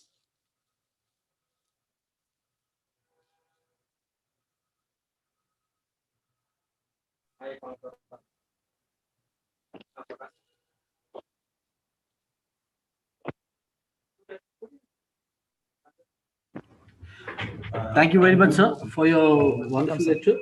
Now request Dr. Basula Pathan sir to propose vote of thanks. Thank you, sir. Mr. Mohammed Fazil has delivered his speech on the topic of adopting a new world facing the challenges of COVID-19 landscape.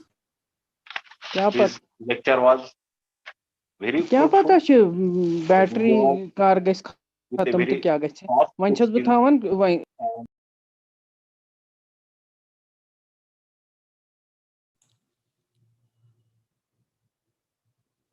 Basula Pathan sir, you're on mute.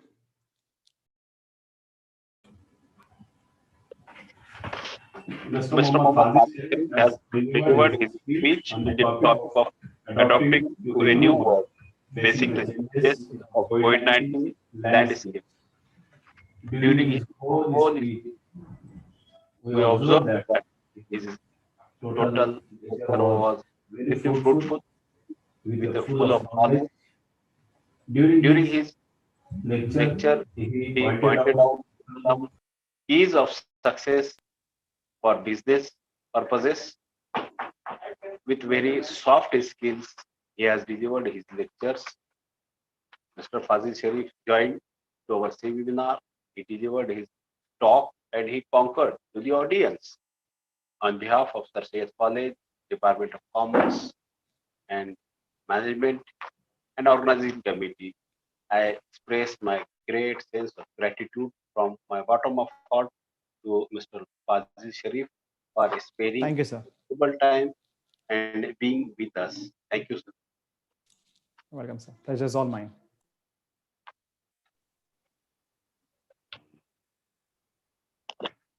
Thank you very much, sir.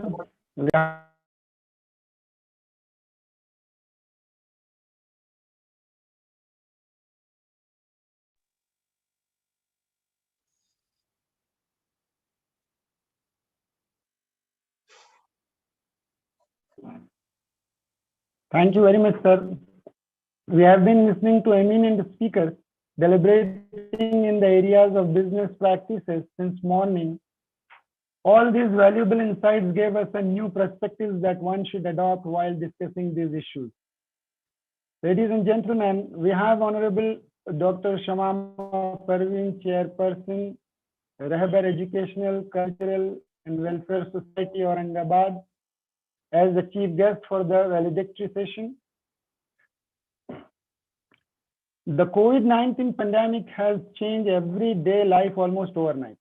The human toll is our first concern, but we are also conscious of the widespread economic and business disruption too.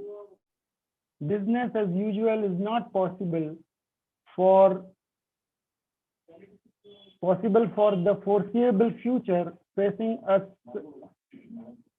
to become more flexible than ever before, from minor inconveniences like scheduling video call while sipping on homemade coffee to major disruptions like having to retool business operations. We are all getting used to the new normal. As a result, we are one of several businesses that are taking a step back right now to think the way we do business for the duration of the COVID-19 crisis and after. Our goal is to stay authentic, relevant, empathetic, and innovative in everything we do. And as we revisit everything from our services and products to sales and marketing, we are finding new ways to connect, and create that of firmly anchored in our core values. I hope this e-seminar will inspire other business leaders to do the same. It has been our pleasure to host all the participants of the e-seminar. The participants were very enthusiastic. I'm thankful to all the participants for joining the e-seminar. We have been fortunate to have some of the eminent persons from academia. I'm sure that the participants must have benefited by joining this conference. Respected Chief Guest of the day, Dr. Shamama Parveen, Chairperson, recalls respected Principal, Dr. Sheikh Kabir Ahmed, Principal and Organizing Secretary, Honorable participants and my dear friends, it seems to be a great honor to propose the vote of thanks to all who have helped us in making this seminar a very resounding success. First of all, I would like to give my hearty vote of thanks to our chief guest, Dr. Shamama Parveen, Chairperson, for gracing today's seminar. Thank you, ma'am, for your presence. I'd like to thank our distinguished speakers, Dr. Azala sir, Dr. Azhar sir, Dr. Aftab Anwar sir, Dr. Rajesh Shinde sir, and Mr. Fazil Sharif sir for making an excellent presentation and making this seminar a very meaningful and interesting. I'd like to express our deep gratitude to the principal, Dr. Kabir Ahmed sir, for his presence in this seminar. I'm very much thankful to Dr. Bin Nasir Aziz for continuous support and advices which have greatly helped towards the successful seminar, and simultaneously Dr. Mujib Hadi also, who is continuously since from many days supporting us. I'm happy to express a vote of thanks to my colleague, Dr. Pathan sir and Dr. Maiman sir, that has made this seminar a grand success through their motivation and dedication. I once again thank everyone who contribution has made this conference a successful conference. One more announcement I'll do here, that the feedback link will be sent to you right now after a short time. But remember that you have to fill properly it with your email ID, and to get certificate at least you will take 6 days from tomorrow to 6 days, because we have to verify and then distribution. It will take time a week, total time a week. Thank you one and all.